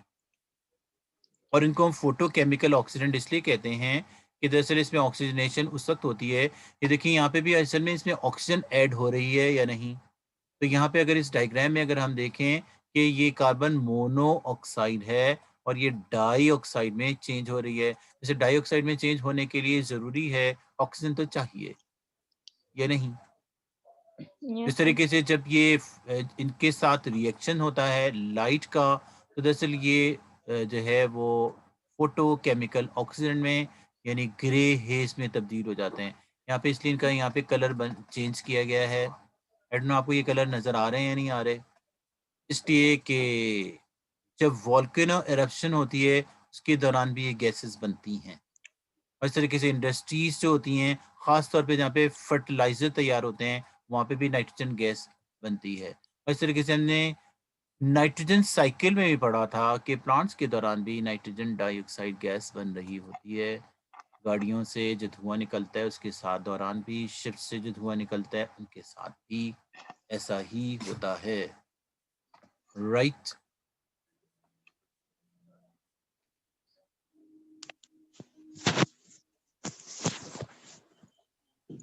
کیا اس چیپٹر میں پاکستان اسٹڈیز کی بہت ساری چیزیں شامل ہیں یا نہیں؟ یس سر. کہتے ہیں جو وہیکلس وغیرہ ہیں اس میں یہی لکھا ہوا ہے کہ جو وہیکلس ہیں یعنی جو گاڑیاں وغیرہ ہیں جو چلتی ہیں، جیسے موٹر میں بھی گاڑیاں چلتی ہیں، وہ تو سر کہتے ہیں جب ان کا فیول برن ہوتا ہے، یعنی ان کا فیول چاہے وہ گیس ہو، چاہے وہ جو ہے وہ سی این جی استعمال کرتے ہوں، پیٹرول ڈیزل کوئی بھی چیز ہوتی ہیں، جب ہائی ٹیمپریچر ہوتا ہے تو اس ہائی ٹیمپریچر کی وجہ سے کچھ کیمیکل آکسیڈنٹ بن جاتے ہیں، جن میں سب سے مشہور نائٹروجن ڈائی آکسائڈ ہے۔ اسی طریقے سے یہاں پہ کہتے ہیں فوٹو کیمیکل آکسیڈنٹ سیکنڈری پولوٹنٹ ہوتے ہیں۔ نائٹروجن ڈائی آکسائڈ جو ہے یہ آکسیڈنٹ ہے، لیکن یہ پرائمری پولوشن یا پرائمری پولوٹنٹ ہے۔ اگر اس میں جب سن لائٹ کا افیکٹ آ جاتا ہے تو یہ چینج ہو جاتے ہیں۔ یہاں پہ لکھا ہے sun light gives high energy, اور اس طریقے سے ود دس ہائی انرجی، جب انرجی بہت زیادہ ہو جاتی ہے، یہ نائٹروجن ڈائی آکسائڈ جو ہے وہ گیسیس ہائیڈرو کاربن سے کمبائن ہو جاتے ہیں۔ گیسیس ہائیڈرو کاربن کا مطلب ہے CH سے کمبائن ہو جاتے ہیں اور فارم کرتے ہیں ایک سیکنڈری پولوٹنٹ، اور اس سیکنڈری پولوٹنٹ کو ہم فوٹو کیمیکل آکسیڈنٹ کہتے ہیں۔ اس آکسیڈنٹ اور فوٹو کیمیکل آکسیڈنٹ میں صرف فوٹو کا فرق ہے کہ یہاں پر انوالومنٹ ہو جاتا ہے سن لائٹ کا۔ فوٹو کیمیکل آکسیڈنٹ کی ایگزامپل جو ہے وہ اسموگ ہے۔ اسموگ جو فوٹو کیمیکل ہیں، جو جیسے نائٹروجن ڈائی آکسائڈ ہیں، اس کے جو پارٹیکلز ہوتے ہیں، چاہے وہ سالڈ ہوں یا لکوڈ کی شکل میں ہوں، اگر وہ ایئر میں موجود ہوتے ہیں، یہ لائٹ کو اسکیٹر کرتے ہیں۔ اسکیٹر کسے کہتے ہیں؟ اور کوز کرتے ہیں فوٹو کیمیکل اسموگ، جس کو ملکی گریز ہیز بھی کہتے ہیں۔ ملکی کا مطلب ہوتا ہے وہ دراصل آپ کو ہوتا ہے فوگ جو ہوتی ہے وہ دودھیا ہوتی ہے یا ملک جیسی ہوتی ہے، لیکن اس کی وجہ سے وہ گرے کلر میں چینج ہو جاتا ہے۔ دراصل کہتے ہیں کہ صرف اس سے یہ نہیں ہوتا کہ آگے نظر نہیں آتا، روڈ پہ ایکسیڈنٹ ہوتے ہیں، یہ اریٹیشن بھی کوز کرتی ہے لنگس میں اور آئیز میں، یعنی اس کی وجہ سے جو ہے وہ پھیپھڑوں میں جلن اور آنکھوں میں جلن بھی ہوتی ہے۔ تو یہ سارے آرٹ کے آرٹ کیا ہیں؟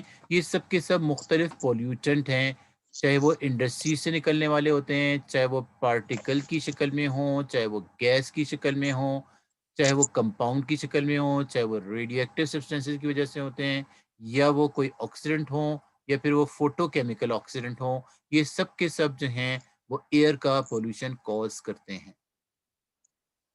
رائٹ۔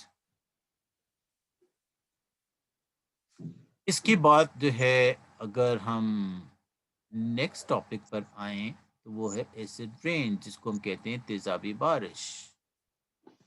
تو دراصل کہتے ہیں کہ اس کے ایفیکٹ کیا ہوتے ہیں؟ کہتے ہیں یہ جو ہم نے اس کے کازز پڑھے کہ اس کے کازز کیا ہیں، ان کے گروپس پڑھے، ان کے سورسز پڑھے۔ اب دراصل کہتے ہیں کہ ایئر پولوشن کے کیا اثرات ہیں۔ تو دراصل کہتے ہیں کہ ایئر پولوشن جو ہے وہ 3 طرح سے اثرات اس کے ہوتے ہیں۔ پہلا ایسڈ رین، دوسرا گرین ہاؤس ایفیکٹ، تیسرا اوزون ڈپلیشن، اوزون کی کمی، ہرے گھر کا ایفیکٹ، اور ایسڈ رین۔ ایسڈ رین کیا ہوتی ہے؟ ایسڈ رین کا مطلب ہوتا ہے تیزابی بارش۔ یہ ایسڈ رین کیوں ہوتی ہے؟ شاید آپ کو پتا ہو کہ کاربن ڈائی آکسائڈ جب بھی کوئی فیول جلتا ہے یا ہم سانس لیتے ہیں یا پلانٹس بریتھ کرتے ہیں یا کوئی ٹریفک چلتا ہے تو کاربن ڈائی آکسائڈ گیس سے بنتی ہے۔ اس طریقے سے نائٹروجن ڈائی آکسائڈ گیس بھی بنتی ہے۔ نائٹروجن گیس جہاں پہ فرٹیلائزر تیار ہوتے ہیں، جو کھادیں ہوتی ہیں۔ سلفر ڈائی آکسائڈ اور سلفر ٹرائی آکسائڈ گیس بھی بنتی ہے۔ یہ کب بنتی ہے؟ یہ دراصل جہاں پہ پیٹرولیم کی ڈسٹیلیشن یا پیٹرولیم کی صفائی ہوتی ہے، تو یہ بھی انڈسٹریز میں بنتی ہیں، یہ بھی انڈسٹریز میں بنتی ہیں۔ انڈسٹریز میں کاربن ڈائی آکسائڈ بھی بنتی ہے، لیکن گاڑیوں کے چلنے کے دوران بھی کاربن ڈائی آکسائڈ بنتی ہے۔ گاڑیوں کے چلنے سے کاربن ڈائی آکسائڈ کا کیا تعلق ہے؟ اس لیے کہ جو بھی فیول ہم استعمال کرتے ہیں، چاہے وہ کوئلہ ہو، چاہے وہ کوئی لکڑی ہم جلائیں، یا کوئی گیس جلے، یا اس طریقے سے پیٹرول جلے، ڈیزل جلے، کوئی بھی چیز جلے، کاربن ڈائی آکسائڈ تو پیدا ہی ہوتی ہے۔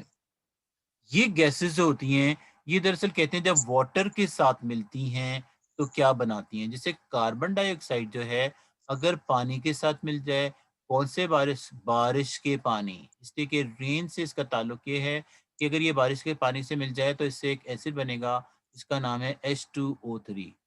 شاید آپ کو پتا ہو کہ واٹ از H2O3، اس کو ہم کیا پڑھتے ہیں؟ यहाँ पर आ गई केमिस्ट्री। कार्बोनिक एसिड जो सर पेप्सी में भी होता है। पेप्सी में भी होता है, क्या नाम है इसका? Carbonic acid. क्या अगर इसको Yes. ना बड़ा किया जाए तब भी ये नजर आ रहा था या नहीं आ रहा था?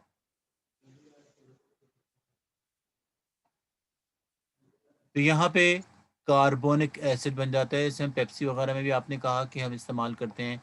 ये कार्बन डाइऑक्साइड जब वाटर वेपर्स, कौन से वेपर्स? बारिश के वेपर्स, पानी के कतरों से मिलकर कार्बोनिक एसिड बन जाता है। इस तरीके से सल्फर डाइऑक्साइड है, जब ये बारिश के पानी से मिलती है तो H2SO3 बनता है, जिसका नाम सल्फ्यूरस एसिड है, सल्फ्यूरस एसिड। जब नाइट्रोजन डाइऑक्साइड वाटर से मिलती है तो HNO3 बनता है, जिसका नाम है नाइट्रस एसिड। नाइट्रिक एसिड जो होता है वो HNO3 होता है और HNO2 नाइट्रस होता है। और अगर सल्फर ट्राइऑक्साइड गैस मिल जाए पानी से तो H2SO4 यानी सल्फ्यूरिक एसिड बनता है। क्या आपको इस सल्फ्यूरस एसिड और सल्फ्यूरिक एसिड में फ़र्क पता है कि H2SO4 सल्फ्यूरिक होता है और H2SO3 सल्फ्यूरस एसिड होता है। तो ये जो मुख्तलिफ हैं कि कार्बन डाइऑक्साइड कैसे बनता है, जैसे आपको पता है फ्यूल जले, कोई सा भी फ्यूल जले कार्बन डाइऑक्साइड बनता है। कोयले को जलाएं कार्बन डाइऑक्साइड बनता है, पेट्रोलियम को जलाएं कार्बन डाइऑक्साइड बनता है। हम प्लांट्स और एनिमल रेस्पायर करें कार्बन डाइऑक्साइड बनती है। डिकम्पोजिशन यानी ब्रेक डाउन होता है बैक्टीरिया वगैरह के जरिए, तब भी कार्बन डाइऑक्साइड बनता है। सही है या नहीं? क्या आपने कभी डिकम्पोजिशन के बारे में पढ़ा था कि इससे कार्बन डाइऑक्साइड बनता है? अगर आपको याद हो तो वो फर्स्ट ईयर में आपने पढ़ा था कि जब एनएरोबिक रेस्पिरेशन होती है, जब एरोबिक रेस्पिरेशन होती है तब क्या बनता है, जब एनएरोबिक रेस्पिरेशन होती है तब क्या बनता है? माइटोकॉन्ड्रिया में अगर एरोबिक रेस्पिरेशन होती है तो इस ग्लूकोज ब्रेक डाउन होता है, सबसे पहले पायरुविक एसिड बनता है और ये पायरुविक एसिड जो है क्रेब्स साइकिल से गुजरता है, इसके दौरान कार्बन डाइऑक्साइड बनती है। लेकिन शायद आपको पता हो कि अगर ऑक्सीजन ना हो तब क्या होता है। जैसे कि हमारे मसल्स में होता है और जैसे कि बैक्टीरिया में होता है। बैक्टीरिया में जैसे कर्ड वगैरह बन जाता है, वो भी इसी वजह से ही बनता है। तो ब्रेक डाउन जो होते हैं बैक्टीरिया करते हैं, उसके दौरान भी कार्बन डाइऑक्साइड बनती है, चाहे एरोबिक रेस्पिरेशन हो चाहे एनारोबिक। सल्फर डाइऑक्साइड गैस के सोर्सेज क्या हैं? जैसे कहते हैं कोल यानी कोयले के दौरान भी उसमें भी गंधक होता है, इस वजह से जिन चीज़ों में गंधक या सल्फर होता है उनसे सल्फर डाइऑक्साइड गैस बनती है। इस तरीके से जो हमारे पावर स्टेशन है जहाँ पे बिजली तैयार होती है, जहाँ पे सल्फ्यूरिक एसिड तैयार होता है, जहाँ पे फर्टिलाइजर्स तैयार होते हैं, फर्टिलाइजर यानी मसनूई खादें, वहाँ पे सल्फर डाइऑक्साइड गैस बनती है। नाइट्रोजन डाइऑक्साइड गैस कब बनती है? जब कोयल को जलाया जाए यानी कोयले को, या फर्टिलाइजर तैयार हो या डिकम्पोजिशन हो, बस के दौरान जो है नाइट्रोजन डाइऑक्साइड गैस बनती है। कहते हैं ये जो गैसेस हैं हार्मफुल गैसेस, ये जब बारिश के पानी के साथ मिलती हैं तो फिर क्या होता है, इससे जो स्प्रे होता है या रेस बनती हैं उसे हम एसिड रेन कहते हैं। कौन सी रेन? Acid rain. एसिड यानी तेजाबी बारिश। एसिड रेन का मतलब तेजाबी बारिश होता है या नहीं? तो यहाँ पर अगर हम ये फिगर देखना चाहें तो इस फिगर में हम देख सकते हैं कि एसिड रेन क्या कर रही है। तो यहाँ पे देखें ये तस्वीर है एसिड रेन की, और इस एसिड रेन में इस तस्वीर में क्या दिखाया गया है?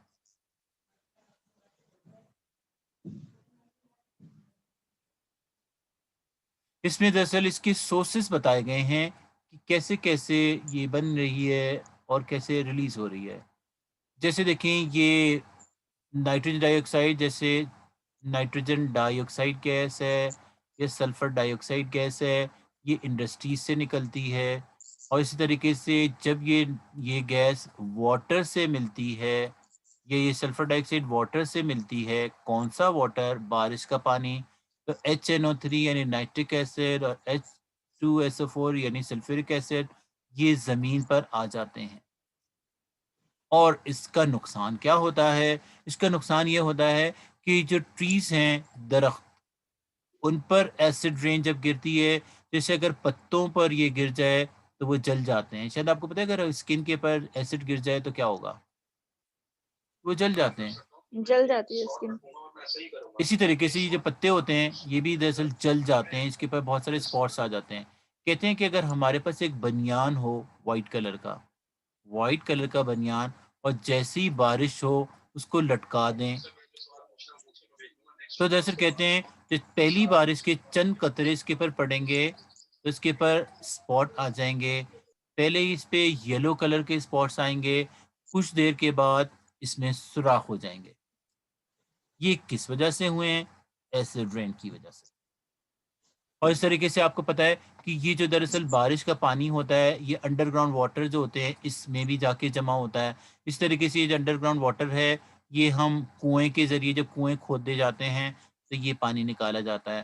یا پلانٹس جو ہیں دیکھیں اسی پانی پہ گرو ہوتے ہیں. اس پانی پہ گرو ہونے کی وجہ سے ان میں ڈیمیجز کوز ہوتے ہیں.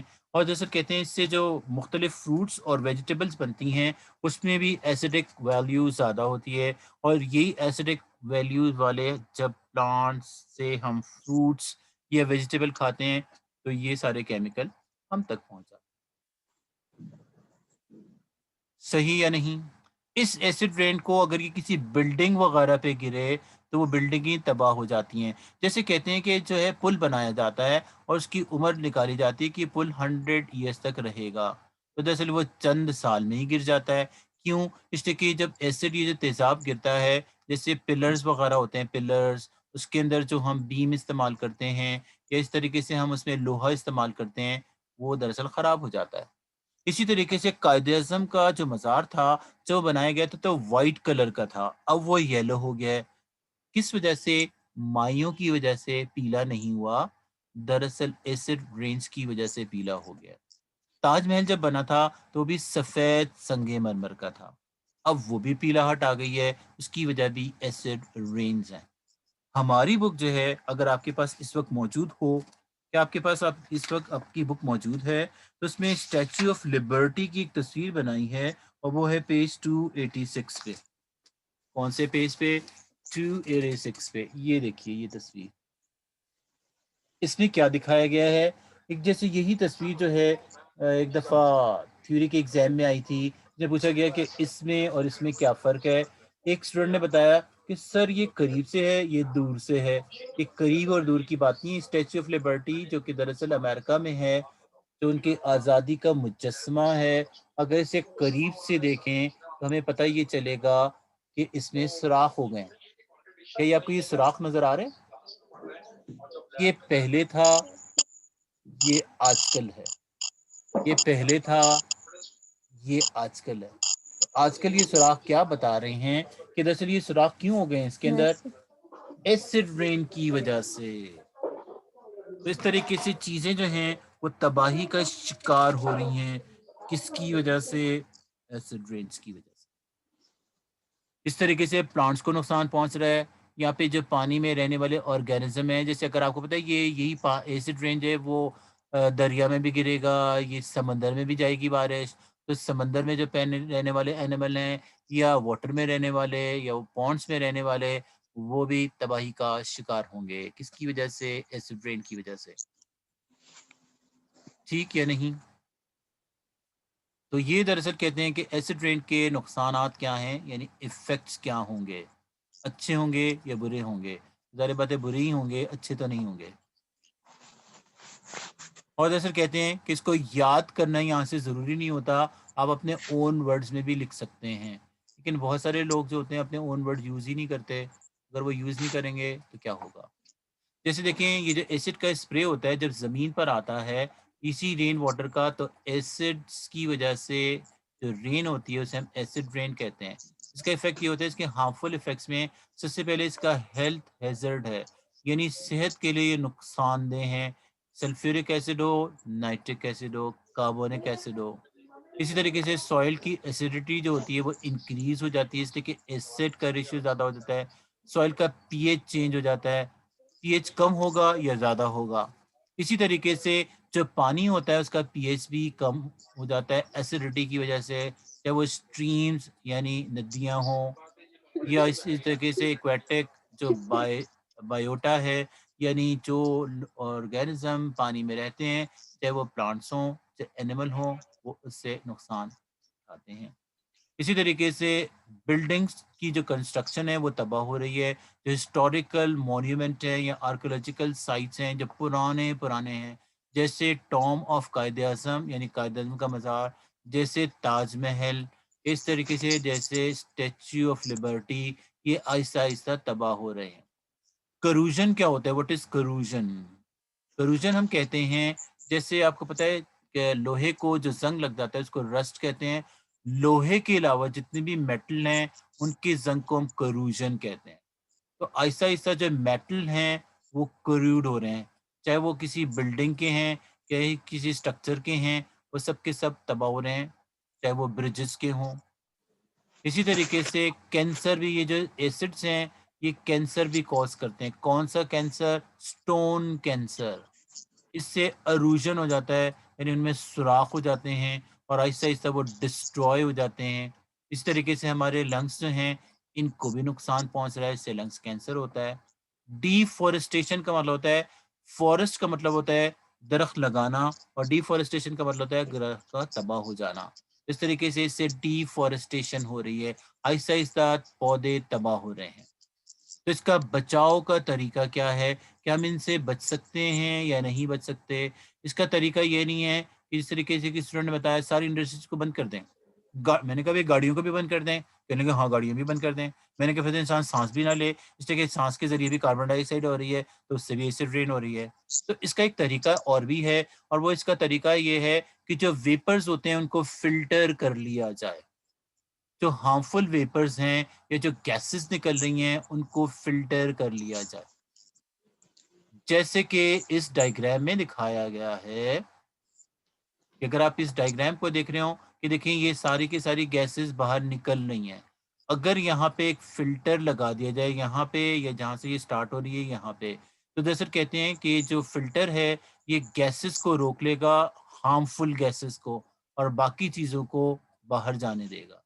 اس طرح سے کیا ہوگا، یہ زہریلی گیسز جو ہیں وہ ایئر میں نہیں آئیں گی، اور اس طریقے سے ہم پولوشن سے بچ جائیں گے، ہمارے پودے بچ جائیں گے، اس طریقے سے ہماری بلڈنگز بچ جائیں گی، ہمارے جو ایکواٹک اینیملز ہیں وہ بچ جائیں گے۔ رائٹ یا نہیں؟ کیا آپ کو یہ بات سمجھ آئی؟ یس سر۔ اگر ہم آگے چلیں تو اب دوسرا ایفیکٹ کیا ہے ان کا، وہ ہے گرین ہاؤس ایفیکٹ، جسے کہتے ہیں گلوبل وارمنگ۔ جس طریقے سے آج کل آپ کو پتہ ہے جس موسم میں ہم بیٹھے ہوئے ہیں، اس زمان 10 سال یا 15 سال پہلے اگر آپ دیکھیں تو اس میں کافی سردی ہوا کرتی تھی، ان دنوں جو کہ جنوری کے دن ہیں یا دسمبر کے دن ہوتے تھے، لیکن آج کل جو ہے آپ کو پتہ ہے اتنی سردی نہیں ہو رہی ہے، اس لیے کہ ہمارا گلوب گرم ہو رہا ہے، اسی کو ہم کہتے ہیں گلوبل وارمنگ، اسی کو کہتے ہیں گرین ہاؤس کا یا ہرے گھر کا ایفیکٹ۔ یہ دراصل ایئر پولوشن کی ایک قسم ہے، one of the type of air pollution, جو کاربن ڈائی آکسائڈ گیس کی وجہ سے ہو رہا ہے۔ کاربن ڈائی آکسائڈ گیس کہتے ہیں، کاربن ڈائی آکسائڈ جو ہوتی ہے وہ ہیوی گیس ہوتی ہے، ہیوی، اس لیے کہ اس کا مولیکولر فارمولا ویٹ 44 ہے۔ یہ دراصل کہتے ہیں زمین کے پر ایک بلینکٹ کے طور پر ایکٹ کرتا ہے، اور اسی طریقے سے ہوتا یہ ہے کہ دراصل جو ہمارے فصلیں وغیرہ ہیں وہ دراصل تباہی کا شکار ہوتی ہیں۔ کیا آپ کو پتہ ہے گرین ہاؤسز کسے کہتے ہیں؟ ہرے گھر کو۔ نہیں سر، وہ شیشے کے گھر ہوتے ہیں جس کے اندر شیشے پلانٹس کے گھر ہوتے ہوتے ہیں۔ اس طریقے سے اگر میں آپ کو ان کی تصویر دکھاؤں کہ واقعی ہمارے ہاں کوئی ہرے گھر ہیں یا نہیں ہیں، ہیں۔ یہ ہے گرین ہاؤس، اور گرین ہاؤس گرین نہیں ہوتا، یہ گلاس کے، یہ شیشے کے بنے ہوئے گھر ہوتے ہیں، ان کو ہم گرین ہاؤسز کہتے ہیں۔ اور سوال یہ پیدا ہوتا ہے کہ ہم اسے گرین کیوں کہتے ہیں؟ اس لیے کہ ہم اس میں گرین پلانٹ لگاتے ہیں۔ دیکھیں پلانٹ جو ہیں وہ گرین ہے۔ اصل میں شیشے میں ایک کیریکٹرسٹکس ہے، وہ یہ ہے کہ جیسے کہتے ہیں شیشہ جلدی گرم نہیں ہوتا، اور اگر گرم ہو جائے تو جلدی ٹھنڈا بھی نہیں ہوتا۔ اس لیے کہ یہ بیڈ کنڈکٹر ہے. بیڈ کنڈکٹر کا مطلب ہوتا ہے یہ ہیٹ اور الیکٹریسٹی کو کنڈکٹ نہیں کرتا. تو ہیٹ جو ہوتی ہے بہت دیر تک اندر رہتی ہے. ہیٹ جو ہے وہ بہت دیر تک اندر رہتی ہے. اس وجہ سے یہ گرین ہاؤس گرم ہو جاتا ہے. یہ ان ممالک کے لیے ہے جہاں پر سورج کی روشنی بہت کم دیر کے لیے سورج بہت کم نکلتا ہے. جیسے لنڈن شہر کے متعلق کہتے ہیں کہ وہاں پر جب سورج نظر آتا ہے تو لوگ خوشی مناتے ہیں, خوش ہوتے ہیں کہ بھئی او آج سورج نظر آیا ہے. ویسے تو سورج نظر ہی نہیں آتا. اس طریقے سے بہت سارے ممالک ایسے ہیں جہاں پہ سورج آتا ہے تو بہت کم وقت کے لیے. تو گرین ہاؤسز کا یہ فائدہ ہوتا ہے کہ وہ آتا تو بہت کم عرصے کے لیے, لیکن یہ شیشے گرم ہو جاتے ہیں, گرم. اور یہ جو پورا گرین ہاؤس ہے یہ اندر سے گرم رہتا ہے, اور اس کی وجہ یہ ہوتی ہے کہ صرف اور صرف سردی میں پلانٹس نہیں گرو کر سکتے, ان کو ٹیمپریچر بھی چاہیے. تو اس طریقے سے ٹیمپریچر پرووائڈ کرنے کے لیے یہ طریقہ ہے کہ انہیں گرین ہاؤسز میں رکھ لیتے ہیں, تو اس سے کیا ہوتا ہے کہ ان کو جو ریکوائرڈ ٹیمپریچر ہے وہ مل جاتا ہے. اب دراصل اگر ہم یہ دیکھیں کہ ہو کیا رہا ہے, ہو یہ رہا ہے کہ جو سن سے ریز آتی ہیں, سن سے ریز, وہ ریز جو ہوتی ہیں وہ زمین سے ٹکرا کے ایٹماسفیئر سے ریفلیکٹ ہو جاتی ہیں. یوں آتی ہیں, یوں ریفلیکٹ ہو جاتی ہیں. لیکن دراصل کہتے ہیں کہ ایٹماسفیئر میں کاربن ڈائی آکسائڈ گیس جو ہے وہ بھی شیشے کی طرح ہوتی ہے. جیسا شیشہ ہوتا ہے انسولیٹر, ایسے ہی یہ ہے. تو دراصل کہتے ہیں کہ یہ ریز جانے کی بجائے یہ ریز ارتھ کے اوپر ہی رہتی ہیں, اور یہاں پہ ٹوٹل انٹرنل ریفریکشن ہوتا ہے. یہ ریفریکشن کا مطلب ہوتا ہے یہ بینڈ ہو جاتی ہیں, بجائے کہ سیدھی آنے کی وہ جاتی نہیں ہیں, واپس آ جاتی ہیں. یہاں پہ جو کاربن ڈائی آکسائڈ ہے اس کی وجہ سے یہ واپس نہیں جا رہی. جیسے شیشے سے ہیٹ کی ریز باہر نہیں نکلتی, اس طریقے سے کاربن ڈائی آکسائڈ سے بھی یہ ریز باہر نہیں نکل رہی. اور اس کی وجہ سے کیا ہو رہا ہے, اس کی وجہ سے ٹیمپریچر آہستہ آہستہ دنیا کا بڑھ رہا ہے. کس کی وجہ سے؟ اس کاربن ڈائی آکسائڈ کی لیئر کی وجہ سے جو ارتھ کے چاروں طرف آ رہی ہے. صحیح یا نہیں؟ تو کاربن ڈائی آکسائڈ کہاں سے آ رہی ہے؟ انہی چیزوں کے جلنے کی وجہ سے. اور دراصل یہ بھاری گیس ہوتی ہے. آکسیجن جو ہوتی ہے اس کا ویٹ مالیکولر ماس 32 ہوتا ہے, جبکہ اس کا 44 ہوتا ہے. کیا یہ آپ کو پتا ہے یا نہیں؟ یس. یہ دیکھیں یہ ایک اور گرین ہاؤس کی مثال ہے کہ اس میں ہو کیا رہا ہے کہ دراصل کہتے ہیں کہ جو آکسیجن ہے, آکسیجن اس سے جو ہیں وہ ریز گزر کر واپس ریفلیکٹ ہو کر آ جاتی ہیں. اور دراصل کہتے ہیں کہ اس کی وجہ سے یہ تو اوزون کی وجہ سے ہے کہ لیئرز جو ہیں وہ واپس نہیں آتی. رائٹ یا نہیں؟ ہو سکتا ہے آپ کو یہ بات سمجھ آ رہی ہو.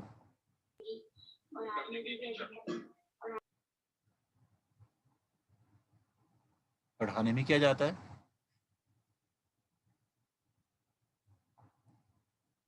تو یہاں پہ دراصل کہتے ہیں کہ کاربن ڈائی آکسائڈ ایک ہیوی ہے, وہ باقاعدہ ایک لیئر بنا رہی ہے ارتھ کے چاروں طرف.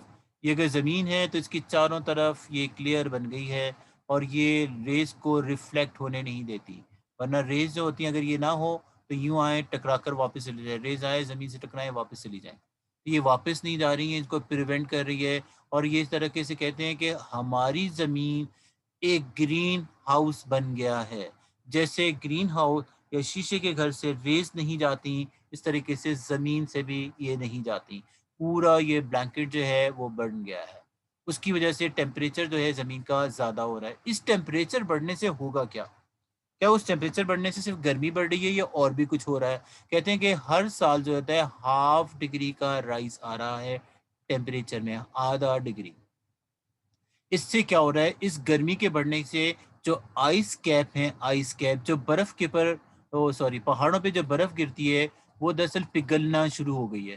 جب یہ برف پگھلے گی تو کیا ہوگا؟ دریا بنیں گے, اور دریا جو ہوتے ہیں آخر کار سمندر میں آ کر ختم ہوں گے. تو دراصل کہتے ہیں دریاؤں کا لیول بڑھ رہا ہے جس سے فلڈز آ رہے ہیں. اس طریقے سے سمندر کا لیول بڑھ رہا ہے, اس سے سمندری طوفان آ رہے ہیں. اسی طریقے سے گلیشیئر پگھل رہے ہیں. اس میلٹنگ کی وجہ سے جو سنو ماؤنٹین کے اوپر ہوتی ہے, جب یہ میلٹنگ ہوتی ہے تو اس سے فلڈز آتے ہیں, مانسون ہوتا ہے. کون سا سون؟ مانسون. اسی طریقے سے سی کا لیول رائز ہوتا ہے، کوسٹ سنک ہوتا جا رہا ہے، یعنی اس سمندر میں ساحل ڈوبتا جا رہا ہے. اسی طریقے سے اس سے زبردست ہیں ہیوی رینز ہو رہی ہیں، سیریس ہریکین یعنی طوفان آ رہے ہیں، ٹورنیڈو جیسے طوفان. اسی طریقے سے کہتے ہیں اس سے ڈیزاسٹرس کنڈیشن جو ہو رہی ہے، ایگریکلچر کی جو فصل ہے وہ بھی تباہ ہو رہی ہے. اب کہتے ہیں یہ سب کچھ کس لیے ہو رہا ہے؟ یہ کاربن ڈائی آکسائڈ کی وجہ سے ہو رہا ہے. تو ہم کیا کریں؟ کیا سانس لینا چھوڑ دیں، یا فیول جلانا بند کر دیں، یا وہیکل چلانا بند کر دیں؟ کیا ایسا کریں؟ پلانٹس لگا دیں. پلانٹس لگا دیں. تو اس کے پلانٹس، یہ کہتے ہیں کاربن ڈائی آکسائڈ کا طریقہ یہ ہے کہ کاربن ڈائی آکسائڈ کو کم کیا جائے. کیسے؟ وہ طریقہ یہ کہ پلانٹس کہتے ہیں کہ یہ لنگس آف دا ارتھ ہیں. جس طریقے سے ہمارے سانس کے ذریعے کاربن ڈائی آکسائڈ باہر آ جاتی ہے، اس طریقے سے پلانٹ سے بھی یہ صاف ہو جاتی ہے. پلانٹ جو ہیں فوٹو سنتھسس میں کاربن ڈائی آکسائڈ کو استعمال کرتے ہیں. یہ پروسیس تو آپ کو پتہ ہی ہوگا کہ جب کاربن ڈائی آکسائڈ اور واٹر ملتا ہے تو پھر گلوکوز اور واٹر بنتا ہے، وہ گلوکوز اور آکسیجن گیس بنتی ہے. اسی طریقے سے کاربن ڈائی آکسائڈ جب پلانٹس یوز کر لیں گے فوٹوسنتھسس کے دوران تو یہ کم ہو جائے گی، اور ریز جو ہیں وہ ریڈیٹ ہو سکیں گی، یعنی واپس بیک اسپیس میں جا سکیں گی، اور اس طریقے سے ٹیمپریچر رائز ہونے سے بچ جائے گا. جو لاسٹ ایفیکٹ ہے، پہلا تو ہے دراصل کہتے ہیں ایئر پولوشن کا، وہ ہے اوزون. پہلا جو ہے وہ ہم نے پڑھا کہ ایسڈ رین ہو رہی ہے. دوسرا ہم نے پڑھا کہ اس سے گلوبل گرین ہاؤس وارمنگ ہو رہی ہے یا گرین ہاؤس ایفیکٹ ہو رہا ہے. یا لاسٹ طریقہ ہے کہ اوزون کم ہوتی جا رہی ہے. ڈپلیشن کا مطلب ہے ڈپلیٹ یعنی کم ہوتی جا رہی ہے اوزون. آپ کو پتہ ہے جو آکسیجن ہوتی ہے وہ O2 ہوتی ہے، اور جبکہ اوزون جو ہے وہ O3 ہے. O3 صحیح ہے یا نہیں؟ دراصل کہتے ہیں کہ اوزون اگر کلورین موجود ہو تو یہ O3 O2 میں چینج ہو جاتا ہے، O3 O2 میں چینج ہو جاتا ہے. اور جیسے کہتے ہیں کہ آہستہ آہستہ اوزون کیا کر رہی ہے؟ اوزون جو ہے وہ دراصل کہتے ہیں کہ ایک یوزفل لیئر ہوتی ہے جو دراصل ہارمفل ریز سے ہمیں بچاتی ہے. جیسے کہ دیکھیں، اگر میں آپ کو یہ تصویر دکھاؤں کہ یہ دیکھیں اوزون میں سوراخ ہوتا جا رہا ہے. جو لیئر ہے ایک حفاظتی لیئر ہے، اس میں سوراخ ہوتا جا رہا ہے. اور ہو کیا رہا ہے؟ وہ یہ رہا ہے کہ دیکھیں یہ 2014 میں یہ سوراخ اتنا تھا بڑا، 15 میں اور بڑا ہو گیا، 16 میں اور بڑا ہو گیا، 17 میں اور بڑا ہو گیا، 18 میں اور بڑا ہو گیا، 19 میں جو ہے یہ اتنا بڑا سوراخ ہو گیا. یہ دیکھیں یہاں پہ جو ہے صرف ٹپ کور کر رہا تھا، اب یہ نیچے کی بھی بہت سارے علاقے کور کر رہا ہے. اتنا بڑا سوراخ ہو گیا. یہ اوزون کیا، یہ اوزون میں سوراخ ہو رہا ہے. اوزون کیا ہے اور یہ کیا کرتی ہے؟ اگر دیکھیں اس میں اگر ہم اور ڈائیگرام ہے اوزون، یہ وہ ڈائیگرام ہے جو بتاتی ہے کہ جو ہماری ہارمفل ریز سورج سے آ رہی ہوتی ہیں یہ سولر ریڈیشنز کہلاتی ہیں.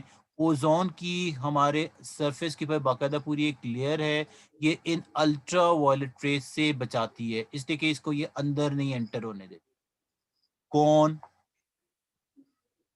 اوزون. اوزون ان لیئرز کو اندر نہیں آنے دیتی، کہتے چلو تم باہر ہی رہو، تمہیں اندر آنے کی ضرورت نہیں ہے. لیکن دراصل کہتے ہیں کہ CFC جس سے بنتا ہے کلورو فلورو کاربن، یہ آہستہ آہستہ O3 کو O2 میں چینج کرتے جا رہے ہیں، جس کی وجہ سے کیا ہو رہا ہے؟ اوزون تباہ ہو رہی ہے. اوزون میں یہاں پہ جیسے یہ سوراخ ہیں، اوزون میں یہ سوراخ ہو گئے ہیں. یہ دیکھیں یہ اس ڈائیگرام میں، یہ دیکھیں یہ سوراخ دکھایا جا رہا ہے، یہ سوراخ ہو گئے ہیں. کس کی وجہ سے؟ Chloro fluoro carbon. یہ کلورو فلورو کاربن کیا ہیں، یہ کیا کرتے ہیں، اور اس سے کیا ہو رہا ہے؟ رائٹ یا نہیں؟ دیکھیں یہ ایک سوراخ یہ ہو گیا ہے، یہ سوراخ یہ ہو گیا ہے، یہ سوراخ یہ ہو گیا ہے. یہ کون سی لیئر ہے؟ یہ اس بلو لیئر میں ہو رہا ہے جس کا نام اوزون ہے. اوزون. صحیح؟ یس. اب اوزون کی وجہ سے ہو کیا رہا ہے؟ یہ دیکھیں جو ریز ہیں، جب یہاں پہ یہ سوراخ ہو گیا، یہ والا سوراخ، تو اس سے لیئرز اندر آ رہی ہیں. جہاں جہاں اوزون ہے وہاں سے تو یہ واپس، جہاں سے اوزون ہے یہاں سے تو یہ واپس آ رہی ہے. لیکن جہاں اوزون کی لیئر نہیں ہے وہاں سے یہ اندر آ رہی ہیں ہارمفل ریز. कौन सी रेज? हार्मफुल, जो नुकसानदेह रेज हैं। harmful ये हो क्या रहा है? हो ये रहा है इसमें कि दरअसल कहते हैं कि जो O3 है ये O2 में कन्वर्ट हो रहा है, O3 O2 में कन्वर्ट हो रहा है। किसकी वजह से? क्लोरोफ्लोरोकार्बन की वजह से। chlorofluorocarbon ये क्लोरोफ्लोरोकार्बन क्या हैं? ये कहाँ पर इस्तेमाल होते हैं और इनका क्या नुकसान है? तो अगर हम इसे देखें कि भई इसका नुकसान है या नहीं है। ओज़ोन। ओज़ोन का फंक्शन मैंने आपको बताया कि ओज़ोन क्या कर रही है, ये तो आपको हो सकता है समझ भी आ रहा हो, इसका फंक्शन क्या है। ओज़ोन O3 जो है वो दरअसल एक प्रोटेक्टिव लेयर है जो हार्मफुल रेज़ को महफूज़ रखती है कि भई वो आने नहीं देती, और ये 25 से 40 किलोमीटर तय है। 25 से लेकर 40 किलोमीटर की एक तय है, जो क्या करती है? अर्थ को प्रोटेक्ट करती है। जो हमारी अर्थ को प्रोटेक्ट कर रही है। यहाँ पे देखें ये एक रिएक्शन दिखाया गया है कि जो O3 ओज़ोन है, ये O2 में कन्वर्ट होती है किसकी वजह से? क्लोराइड्स की वजह से। और यहाँ पर लिखा हुआ है कि सिर्फ एक क्लोरीन का मॉलिक्यूल, सिर्फ एक क्लोरीन का मॉलिक्यूल 100,000 ओज़ोन को तबाह कर देता है। यानी O3 को O2 में कन्वर्ट कर देता है, ये O3 को O2 में कन्वर्ट कर देता है। अब ये क्लोरोफ्लोरोकार्बन जो है कहाँ पे इस्तेमाल हो रहे हैं? ये रेफ्रिजरेटर में इस्तेमाल होते हैं गैस के तौर पे। फ़ोमिंग एजेंट जो आपको पता है कार्बन डाइऑक्साइड बुझाने के लिए होता है। एरोसोल स्प्रे, जितने भी स्प्रे हैं, चाहे हमारा बॉडी का स्प्रे है, कोलोन स्प्रे है, एयर फ्रेशनर है, इनमें जो दरअसल एक गैस भरी हुई होती है जिसकी वजह से ये स्प्रे से ये सारे केमिकल बाहर निकलते हैं। आपको पता है कि जो जो परफ्यूम होते हैं उसको हम जैसे ही प्रेस करते हैं तो खुशबू बाहर निकलती है। तो दरअसल उसे बाहर निकालने के लिए गैस चाहिए होती है और इस गैस का नाम है CFC। CFC यानी क्लोरोफ्लोरोकार्बन। चाहे वो एयर फ्रेशनर की के लिए हों, चाहे बॉडी स्प्रे के लिए हों, चाहे क्लोन स्प्रे के लिए हों, हेयर स्प्रे के लिए हों, तमाम स्प्रेज़ में ये मौजूद होता है। कहते हैं कि दरअसल CFC पे पाबंदी लगाई गई थी 1987 में। कहाँ पे? कनाडा का एक शहर है जिसका नाम मॉन्ट्रियल है। यहाँ पर एक कॉन्फ्रेंस हुई थी जिसमें तय किया गया था कि ओज़ोन नुकसान पहुँचा रही है, ओज़ोन को CFC नुकसान पहुँचा रही हैं। इस वजह से इसके इस्तेमाल को बंद कर दिया जाए ताकि ये मज़ीद होल बढ़ने से रोका जा सके। सही है या नहीं? कहते हैं कि दरअसल साइंटिस्ट ने कोशिश की कि जो ओज़ोन है इनको लैब में तैयार किया गया है और फिर दरअसल कहते हैं कि हेलीकॉप्टर से और जेट तैयारों से इनको रिलीज़ किया गया। कहते हैं कि इसके बाद लोगों ने क्लैप किया इसलिए कि ओज़ोन की लेयर फिल हो गई थी। लेकिन दरअसल कहते हैं कि ओज़ोन को रोकने के लिए जो पॉज़िटिव नेगेटिव चार्ज की ज़रूरत थी, वो इसमें डेवलप ही नहीं हुआ था। इस वज़ह से ये रुकी नहीं, दोबारा होल बन गया। सही है या नहीं? तो यहाँ पर क्या होता रहा है कि जो होल है, ये देखिए यहाँ पे लिखा है 1100 माइल्स का है, ये कोई छोटा-मोटा सुराख नहीं है। ये आपको ये फ़िगर नज़र आ रही है या नहीं? या बड़ा किया जाए तभी नज़र आएगी? सर कौन सी फिगर? ये वाली फिगर जो मैंने आपको दिखानी है,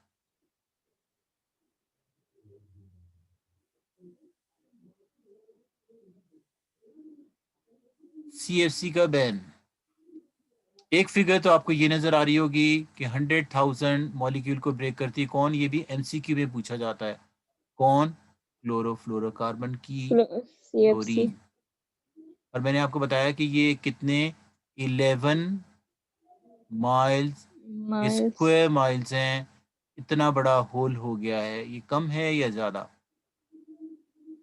11 million 11 million square mile 11 million square mile का सुराख है जो ओजोन में हो गया है। और इसकी वजह से जो अल्ट्रा वायलेट रेज हैं, जो हार्मफुल रेडिएशंस हैं, वो ज़मीन पर आ रही हैं, जो सूरज से निकल कर आती हैं। और ये कहाँ पर हुआ है? ये हुआ है साउथ अमेरिका में। सही या नहीं? इसी तरीके से कहते हैं कि इसके ब्रेकडाउन से क्या हो रहा है? اس کی شیلڈ کو یہ لیتھل افیکٹ کیا ہو رہے ہیں, یہ بریک ڈاؤن ہو رہا ہے. اگر ریز آ رہی ہیں تو کھو کیا رہا ہے, اس سے اسکن کے کینسر ہو رہے ہیں ان ہارمفل ریز سے, اسکن کی مختلف ڈیزیزز ہو رہی ہیں, استھما ہوتا ہے, الرجیز مختلف ڈیولپ ہوتی ہیں, اور دوسرے خطرات جو ہیں وہ بڑھتے جا رہے ہیں. اس کی وجہ سے اوزون کی کمی کی وجہ سے, اور اوزون کی کمی سی ایف سی کی وجہ سے, اور سی ایف سی میں کلورنگ کی وجہ سے. صحیح ہے یا نہیں؟ کیا یہ آپ کو بات سمجھ آئی یا نہیں؟ یس آپ سر. نے دیکھا ہوگا کہ آج ہمارا جو 2 گھنٹے کا لیکچر ہے وہ بغیر کسی انٹرپشن کے پورا ہو گیا, اور اس کی وجہ یہ ہے نیو ایئر کی وجہ سے اسپیشل پروموشن اچھا دیا گیا ہے ٹائم کا. ٹھیک ہے یا نہیں؟ لیکن اگر یہ مجھے پہلے پتا ہوتا کہ صحیح. مطلب یہ پروموشن ہے, تو یہ تو بعد میں انہوں نے دیا کہ you are in special promotion for the new year, اس وجہ سے جو 40 کی لمٹ ہے وہ انہوں نے ہٹا دی. اگر مجھے پہلے سے پتا ہوتا تو کوئی ایسا لیکچر انٹرسٹنگ ٹائپ کا وہ ہم رکھتے, اور اس میں زیادہ کچھ پڑھانے کی مسلسل ضرورت پڑتی ہے بغیر انٹرپشن کے.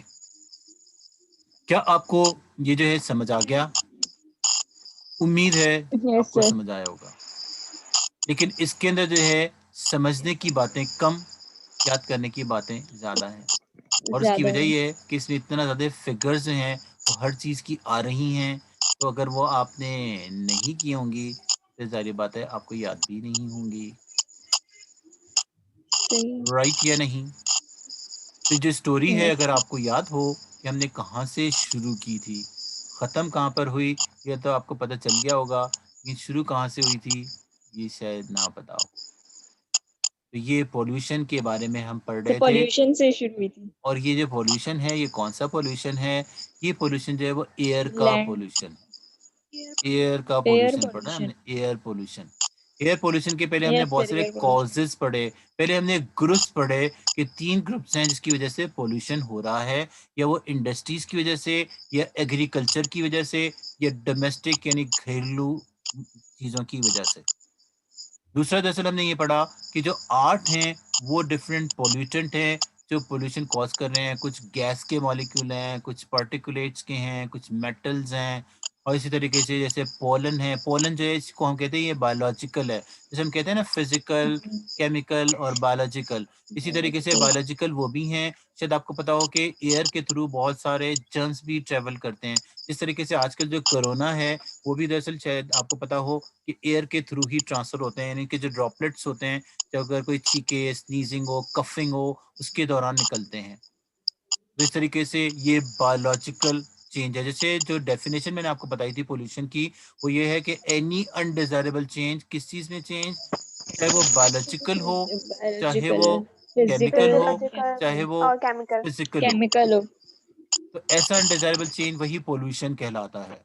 تو اس طریقے سے ہم نے جو ہے وہ ایئر پولوشن کے بارے میں یہ بھی پڑھا کہ اس کے لیے جو ہے وہ دراصل 8 فیکٹر ہیں, جس میں آکسیڈنٹ اور فوٹو کیمیکل آکسیڈنٹ بھی ہیں.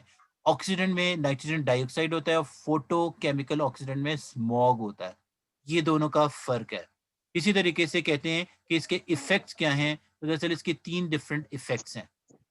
ایک تو ہے اوزون کا ڈپلیشن, دوسرا ہے گرین ہاؤس ایفیکٹ, اور مریم کیا بولنے کے لیے کہہ رہی ڈپلیشن تھی, آف اوزون.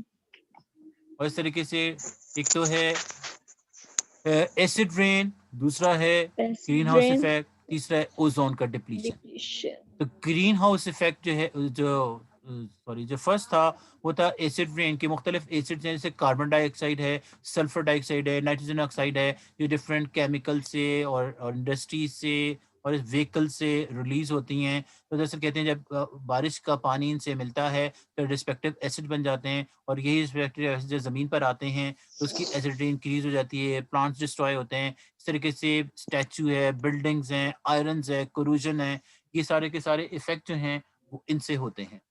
اور اس طریقے سے جو گرین ہاؤس ایفیکٹ ہے اس کا مطلب یہ ہوتا ہے کہ دراصل گلوبل وارمنگ کے گلوب آہستہ آہستہ وارم ہوتا جا رہا ہے.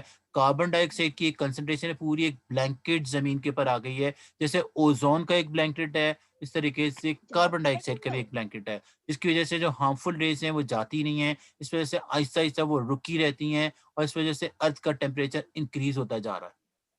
اور اس کے لیے پریونشن کیا ہے؟ اس کے لیے پریونشن یہ ہے کہ ہم کیا کریں؟ پلانٹیشن کریں، زیادہ سے زیادہ پلانٹس لگائیں گے، اس طریقے سے کاربن ڈائی آکسائڈ کم ہو جائے گی، پلانٹس کاربن ڈائی آکسائڈ کو یوز کر لیں گے فوٹوسنتھسس میں، اس طریقے سے یہ پولوشن کا جو ہے وہ خاتمہ ہو جائے گا. اسی طریقے سے جہاں سے وہ اوزون ہے، اوزون کو جو چیز ڈسٹرائے کرتی ہے سب سے زیادہ وہ کلورین ہے، اور کلورین جن چیزوں میں سب سے زیادہ ہوتا ہے وہ CFC ہیں، جن کو کلورو فلورو کاربن کہتے ہیں. اوزون بھی ایک پروٹیکٹیو لیئر ہے جو ریڈیشن، جو سولر ریڈیشنز ہیں یا کاسمک ریز ہیں یا سن سے آنے والی جو ہارمفل ریز ہیں ان سے ہمیں پروٹیکٹ کرتی ہے. اس میں سوراخ ہو گئے ہیں اور ان سوراخوں کہتے ہیں اوزون ڈپلیٹ ہو گئی ہے، کم ہو گئی ہے، ہول فارم ہو رہے ہیں، اور اس کی وجہ سے جو ہیں وہ ڈفرینٹ ڈیزیزز کوز ہو رہی ہیں، جیسے لنگس کے کینسر ہیں، الرجیز ہیں، اور اسی طریقے سے جو بریدنگ کے پرابلمس ہیں وہ بھی ہو رہے ہیں، یا اسکن کے جو ڈیزیز ہیں وہ بھی ہو رہے ہیں. تو دراصل کہتے ہیں کہ آج کے لیے جو ہے وہ اتنا ہی کافی ہے. کل ہم مزید پولوشن کی دو جو ٹائپ ہیں، واٹر کا پولوشن اور لینڈ کا پولوشن، جو چھوٹے چھوٹے ہیں وہ ہم پڑھیں گے. صحیح. تو یہاں تک جو ہے وہ تو آپ کو امید ہے سمجھ آ گیا ہوگا. یس سر. یا نہیں؟